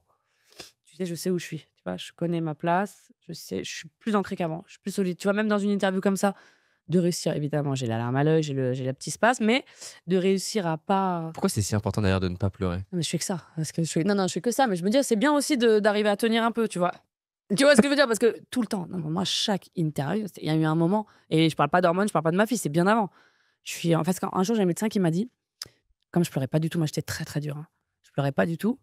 Il y a un médecin, un jour, qui m'a dit, comme j'avais beaucoup de problèmes d'estomac, intestin, foie, etc. Chez nous, il y a quand même beaucoup de cancers. Il m'a dit, tu choisis, il me dit, c'est soit ça, soit le cancer. Il va falloir pleurer, ma chérie. Il faut y aller là. Waouh. Tu vois, en gros, lâche, quoi. Lâche parce que le corps, il. Bah, lâche. Non, mais là, ça va être à lâcher, tu vois, pour moi. À lâcher pour moi. Plaisante. Mais non, mais tu vois, je veux dire, je me sens plus ancrée. C'est parce que c'est pas une forme, c'est pas du tout de la faiblesse, parce que pleurer, je m'en fous. Si je dois pleurer, je pleure. Mais il y a un truc de, tu vois, je le maîtrise sans souffrir. Tu vois, avant, j'essayais de le camoufler, ça sert à rien, lâche, quoi, tu vois. Lâche. Ça fait du bien. Mais je vois que t'es un hypersensible. Oui, oh, et qu'il est sensible celui-là. Paradoxe. C'est quoi un apprentissage que tu as appris dans la douleur? Un apprentissage que j'ai appris dans un moment de souffrance, donc. Ouais. Tu veux dire, quand tu es en train de, par exemple, tu es en train d'évoluer en humour, etc., et que on t'apprend que ton grand-père a plusieurs cancers et qu'il va mourir alors que tu es en pleine évolution. Ça, c'est catastrophique. C'est catastrophique parce que déjà, ma grand-mère n'a pas connu tout ce moment parce qu'elle était morte plus de 10 ans avant, et à son âme, et mon grand-père aussi d'ailleurs. Mais tu vois, il y a ce truc de toutes les galères que j'ai où papy, tu peux m'aider s'il te plaît, je peux avoir vraiment en mode moi je suis dans la merde, aïe aïe aïe, je suis en galère, j'ai pas de truc, et d'un coup tu dis mais je te jure que je vais réussir, tu vois, un jour. Et il te voit dans les premières salles parisiennes, donc au tout début, donc c'était à la Gaîté Montparnasse, qui est déjà une jolie jauge, c'était 400 personnes, et tu sais que c'est la dernière année, quoi, alors que derrière il y a eu Olympia, Playel et tout Donc ce que le fait qu'il a pas pu voir. C'est horrible parce que j'espère, tu vois, même il me disait, tiens, déjà, t'as pas beaucoup d'argent, en plus, tu caches tout, parce que moi, je suis vraiment très généreuse. T'aurais voulu qu'il voit. Ah ouais, bah, je pense, bon, j'espère. Tu vois. Mais pour moi, c'est en mode, regarde, t'as pas cru en moi pour rien, je t'ai pas menti, quoi. Je t'ai dit, j'allais y arriver. Et tu penses à lui, par exemple, un jour de l'Olympia où... Quoi, je pleure à chaque fois. Lui et ma grand-mère. C'est des endroits où ils auraient voulu me voir. Playel, moi, j'ai fait 20 ans de piano classique, donc Playel, c'est la salle par excellence de musique classique, de solo, etc. Mais j'avoue que je me suis en mode, bon, j'espère qu'ils sont un peu là, quoi. En tout cas, je l'ai fait. Et c'est quoi l'apprentissage que tu tires de ça? De cette période de ta vie? Par rapport à ces épreuves, ouais. C'est qu'en fait, tu peux aller là où tu veux, il y a toujours un truc qui est pas forcément cool à côté, quoi. Mais c'est dans le sens prépare-toi à ça? C'est dans le sens... Ouais, en fait, une jolie épreuve n'arrive pas avec une mauvaise. Tu vois, c'est comme dans ta famille, tu remarqueras quand il y a quelqu'un qui décède, il y a une naissance toujours. Ou dans les proches, je sais pas si tu remarques. Mais d'ailleurs, tu vois, ce que tu viens de dire là, ça illustre le pourquoi du non-paradoxe, qui est vraiment cette notion d'équilibre. C'est-à-dire qu'il y a dans l'obscurité une forme de lumière, dans la lumière une forme d'obscurité. Et quand tu penses que tout va bien, tu as des challenges. Et quand tu penses que tout va mal, il y a aussi des opportunités. C'est vraiment cet équilibre. C'est vrai. Fascinant. C'est vrai. Si on a un petit rituel qui est l'interview inversée, quelle question tu pourrais me poser? Ou tu voudrais me poser? J'aime bien ça. Est-ce que tu es heureux? Ça veut dire quoi pour toi être heureux? Se sentir bien, tu te sens comblé, apaisé. Je fais un métier, oui, je fais un métier que j'aime, je rencontre des gens de ouf. Merci. C'est la vie. Tu connais des gens hyper égocentrés, merci beaucoup. En tout cas. Non. Et c'est pour ça que j'ai du mal avec la notion de bonheur. En tout cas, moi, j'ai la vision, je sais pas si tu connais l'idée entre l'hédonisme et eudémonisme. Non, pas du tout, mon chéri, vas-y. Donc, t'en as une qui est l'hédonisme, qui est la vision de je suis heureux si je suis dans le plaisir. Elle est sympa, hédonisme. Tu vas la voir souvent. Hédonisme. Donc, l'hédonisme, c'est vraiment le bonheur, c'est le plaisir. Ok. Et l'eudémonisme, c'est la vision d'Aristote. Le bonheur, c'est avoir une vie qui a du sens. Ok. Ah, toi, t'es plus dans le deuxième? Dans le deuxième. Yeah. Le fait d'aller vers la vie qui m'inspire. Parce qu'en soi, si tu me demandes est-ce que j'ai des souffrances, oui. Si tu me demandes est-ce que... Ouais, c'est vrai que ça va avec. Parce que moi aussi, je me considère comme heureuse, mais des fois, mais je souffre moins qu'avant quand même. Donc, je suis quand même plutôt heureuse. Mais ça peut aller avec. Je peux avoir des petites emmerdes, mais à la fois être heureux. Ouais, c'est vrai. C'est quoi, c'est une question un peu paradoxale, c'est quoi un mauvais conseil qu'on donne souvent aux artistes? Un mauvais conseil. Bah, déjà, de donner le conseil de continue, lâche pas. En vrai, c'est à la fois con, mais à la fois. Ah oui, oui, si je suis là, c'est que je vais continuer. Moi, on me dit ça encore au bout de 10 ans. Continue, hein. C'est comme Bah, courage. ouais, non, mais genre, je vais dire, mais mon chéri, excuse-moi, qui es-tu? Continue, lâche pas. Oui, vraiment. Là, tu vois bien que ça va. Merci, j'ai pas ça va. Souvent, c'est des gens qui sont pas du tout du milieu, en plus, ça me fait rire. Yes, tu continues? Pourquoi pas? Merci en tout cas du conseil. Ça. Ça te renvoie quoi? Moi, ça m'envoie, genre, c'est très drôle, quoi. Comme si je venais d'arriver. Tu vois, comme si j'étais genre. Non, Ouais. vous avez vu ou pas tout ce que j'ai fait? Tu vois, c'est un peu. Bon, ça va, hein. Je le prends à la rigolade. Dans une interview, tu dis les clowns, c'est des gens qui sont tristes, en parlant d'Eli Kaku. C'est vrai. Est-ce que tu penses qu'on peut créer sans souffrance? Non. Ça dépend dans quel registre, mais non, quand même. Non, parce que dans mon spectacle d'humour, je joue la femme de l'Uni qui est une femme du Nord qui s'est fait. Qui a son mari qui est là-bas. Et d'ailleurs, c'est le seul sketch, et c'est voulu, où ça ne rit pas du tout les premières minutes parce que c'est. C'est lourd. Ah, je dis bonjour, je suis la femme de Lenny, et mon mari me tape, mais ça va. Ça commence. Bon, c'est plus ça exactement, j'ai oublié, ça fait 4 ans, mais. Tu plombes un peu l'ambiance. Direct, c'est voulu. C'est-à-dire que là, vous m'écoutez vraiment, les gars. Là, j'envoie un vrai message, parce que je me dis, dans un spectacle d'humour, inclure une femme battue et parler de la violence à cet endroit-là, t'es obligé de m'écouter. T'es assis, c'est le milieu du spectacle, t'arrives ta race pendant déjà 35-40 minutes. Là, tu vas bien m'écouter, là. Tu vois? Mais quand je fais ce spectacle, personne ne sait que ça m'est arrivé. Donc, j'incarne. Enfin, tu vois, je suis la femme de Lenny. Je ne joue pas en seule en scène, Camille Lelouch, tu vois.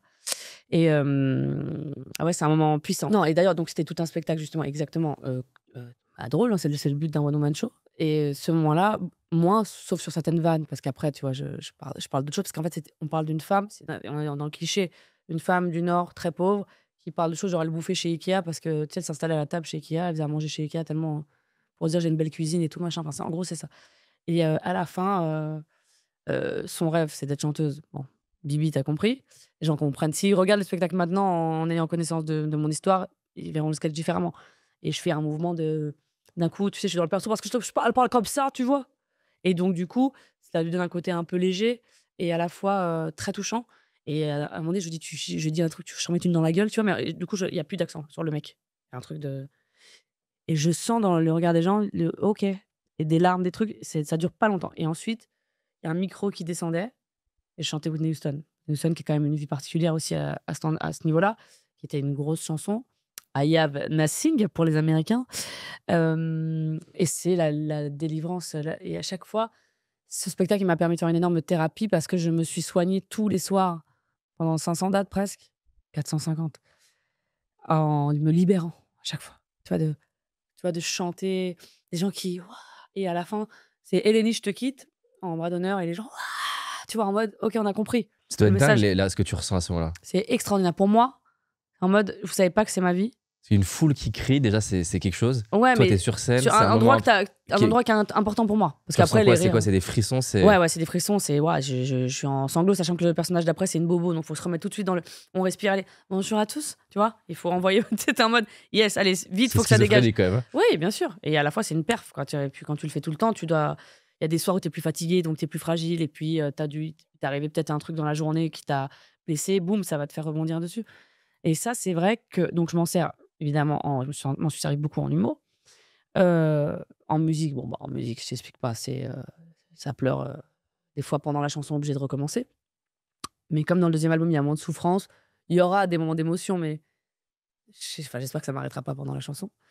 Mais oui, tu peux pas. Enfin, moi, en tout cas, mes plus belles chansons ont été faites dans une souffrance ultime, en pleurs. Et donc, c'est pas un dilemme? Parce que du coup, tu peux pas totalement résoudre ça, quoi. C'est un fuel créatif. Non, parce que là, je suis heureuse, mais il y a des moments, tu vois. Allez, là, là, là. J'ai mon deuxième album. Tu sais comment tu captes, mais quand je me retiens le truc. Je fais un album avec des gens super. Il y a un gars qui s'appelle Malik, qui est un auteur fantastique. Moi, Mais t'as retenu quoi, en fait? De quoi? Qu'est-ce que t'as retenu en chantant? Je vais t'expliquer. Non, mais le truc, pourquoi d'un coup, je te dis que maintenant, je suis heureuse et que je me nourris pas de souffrance, etc., même pour faire de jolies chansons. Mais je suis en train de faire finalise mon album, là, mon 2e album, ok? C'est de la variété, toujours un peu flamenco, un peu oriental. C'est une nouvelle chose que j'ai un petit peu rajoutée. C'est hyper beau. Et moi, j'ai toujours écrit seul, composé avec des gens, mais quand même en majorité. Et là, je me suis accompagnée de plein de. Donc, Say Say, avec qui j'ai travaillé dans mon premier album, c'est son nom de scène. Hein. Ever Minigo, qui est aussi un compositeur. Et aussi, il fait des top lines. Top lines, c'est tu fais une mélodie en yaourt sur du piano ou ce que tu veux. Et ensuite, tu mets des mots dessus. Donc, ce que je fais déjà moi quand je travaille ou quand je fais ça pour des gens également. Et il y a Malik qui est un auteur. Moi, j'ai toujours, tu sais, j'avais pas plus d'ego de non, j'écris tout toute seule. Ah non, non, c'est moi toute seule. Parce que t'as peur. Et là, je me suis accompagnée de quelqu'un sur deux, trois morceaux où on travaille ensemble. Et ça, il est revenu me donner goût à ça. Et j'avais aussi Nino Vella, qui a fait pas mal de choses dans cet album, qui est décédé il y a quelques temps, très récemment. Et on était beaucoup en studio ensemble. Il avait 31 ans. Et du jour au lendemain, 3 jours avant, je l'ai au téléphone et le label m'appelle, me dit il est parti. C'est-à-dire, il est parti. Et dans la nuit. Et ça m'a. Tu vois, je me suis dit, c'est fou ce métier. C'est que même quand t'es heureux, et du coup, le lendemain, j'ai écrit une chanson pour lui qui touchera évidemment plein de gens. Parce que de toute façon, quand t'écris pour quelqu'un, c'est pour, hélas, beaucoup de gens. Ça m'a bouleversée. Je me suis dit, en fait, même quand je commence à être heureuse, il y a toujours quelque chose qui me ramène. C'était un génie du piano. C'est fou, la connexion. Il m'a redonné goût à un truc que j'avais un peu perdu. Tu sais, j'ai le fait d'avoir eu ma fille, etc. J'étais tellement connectée à elle, j'ai l'impression de plus être créative. J'ai le syndrome de la feuille blanche. J'arrive en studio, je trouvais ça nul ce que je faisais parce que je me nourrissais beaucoup de souffrance avant et que là, j'étais très heureuse. Il n'y avait pas grand-chose à raconter. C'est très bizarre. Et j'ai réussi il m'a redonné ce goût-là, tu vois. Et il part. Horrible. Horrible. Je m'en remets toujours pas. Hein. Et là, j'ai pas encore chanté les chansons qu'il a composées, qu'on a fait ensemble, etc. Parce que quand tu les lis, ça te fait quoi? Bah, je pleure. Je pleure. Là, j'ai un concert. Enfin, c'est pas un concert, c'est. On m'a invité au festival de hier. Tu sais, c'est le festival de la mode, à hier, à ouvrir. Et donc, mon prochain single, c'est une composition. Enfin, c'est lui qui est au piano. Et j'aime autant te dire que ça va être très dur. Parce que je le vois encore, tu vois. Je le vois dans sa. S'il était beau, il était intelligent, gentil, c'était un génie, d'une sensibilité rare. Et je suis un peu dans le déni encore. J'ai un truc de, je sais pas, il va arriver là, tu vois, trop bizarre. Et c'était ma rencontre de l'année. C'est pas quelqu'un que je connaissais depuis 10 ans, mais on a eu un vrai coup de foudre amical. Ça faisait longtemps que j'avais pas retrouvé, tu sais. Quand t'es devant un génie, c'est toujours un endroit où tu dis yes, j'aime bien, je me sens bien là. Tu vois, c'était fou tout ce qu'il savait faire. C'était. Et bah, pas que pour moi, hein. Il a travaillé avec énormément de gens. Et tu disais tout à l'heure, dans une mort, il y a une naissance. Qu'est-ce qui est né depuis son décès? Bah, déjà, en termes d'écriture, j'avais l'impression que mon écriture, qui je trouve plutôt pas mal au départ, hein, je crois que les gens sont contents, parce que ce sont des mots simples, mais j'essaie de les placer comme il faut. Et surtout dans l'interprétation, c'est ça qui est important. Parce qu'en vrai, les mots, bon, faut bien les raconter, les histoires. Et j'ai l'impression d'avoir perdu ça, je me trouve un peu haut. Donc il y a une part du génie que t'aimais en lui qui se révèle en toi. Je sais pas, je n'oserais pas dire ça de moi, mais en tout cas, il m'a redonné. Il te reconnecte à ton génie. Si exact. Moi, c'est gentil de dire ça, mais je sais pas si je suis un génie, mais en tout cas, il me reconnecte à l'endroit où je sais que c'est normalement je gère, quoi. Tu vois. Yes, pardon. Du coup, tu vas me défoncer les ouais, cartes. pardon. Non, pas du tout. Non, je pense que. Ouais, il m'a redonné confiance en mon écriture. Mais ça, c'est un truc, moi, le deuil me fascine. C'est un endroit sur lequel je me suis formé. J'accompagne des gens sur le deuil. Et. Horrible. C'est génial, mais je veux dire, enfin, c'est. C'est horrible. Oui. Enfin... moi, je suis une éponge, c'est-à-dire que moi, tu mets avec des gens. Mais alors, oui, non, parce que vu que. les énergies. Vu que je scelle l'issue de l'accompagnement, où la personne. Elle découvre, je l'aide à voir toutes les choses, toutes les formes sur lesquelles il y a des choses qui naissent. À la fin, souvent, ce qui se passe, c'est que la personne qui est partie, c'est comme si elle a l'impression qu'elle était là au travers de plein de formes. Et du coup, souvent, il y a même plus de la tristesse. Il y a juste de l'amour. Oui. Et de la mélancolie. Non, même pas de Même pas. C'est-à-dire qu'elle a l'impression qu'elle est présente dans... là, c'est un exemple d'un entrepreneur qui a perdu sa mère. Et en fait, il se rend compte que le process, en version courte, c'est on prend les choses auxquelles il était attaché. Donc, il me dit 3 choses. Je crois le côté confident, Elle le faisait rire, etc. Et en fait, en creusant avec lui, on va se rendre compte que c'est 3 choses qu'il pense qu'il lui manquent. En fait, Depuis, il l'a. il l'a et sont autrement. Par exemple, la confidence, il parlait plus trop à sa sœur depuis 15 ans. Il s'est reconnecté à elle. À son associé, il a un lien plus profond. Avec telle personne, il se marre plus qu'avant. Et d'un coup, quand il voit il se dit, ma mère, elle est là, quoi. Et c'est même pas, il se le dit. Il se met d'un coup à s'effondrer de larmes, mais pas de tristesse, là. Vraiment, il a des frissons de partout. Et il me dit, j'ai l'impression qu'elle est là. Et là, pour moi, c'est un moment qui est fou, hein, sincèrement. Et il me dit, j'ai l'impression qu'elle est là. Et je lui dis, ok, ferme les yeux, qu'est-ce que tu as envie de lui dire? C'est dingue. Donc, c'est pour ça que c'est vraiment sensible, c'est très marrant. Enfin, je te capte, en fait. T'es hyper sensible, en fait. je suis hyper sensible. Ouais, vraiment, on est en pleurage. Non, mais c'est génial. Enfin, c'est génial parce que je suis rassurée, en fait. Je me dis, je suis avec quelqu'un comme moi, c'est pour ça qu'on peut rester 7 heures ensemble, j'ai bien compris. Bon, en tout cas, c'était ouf, Camille, je vais te laisser. Ouais, c'était trop bien. Mais merci pour ta sincérité et tout. C'est hyper agréable de parler à quelqu'un d'hypersensible et de sincère parce que c'est pas tout le temps. Et surtout, on sent que c'est bienveillant, tu vois. Donc, merci. Avec plaisir.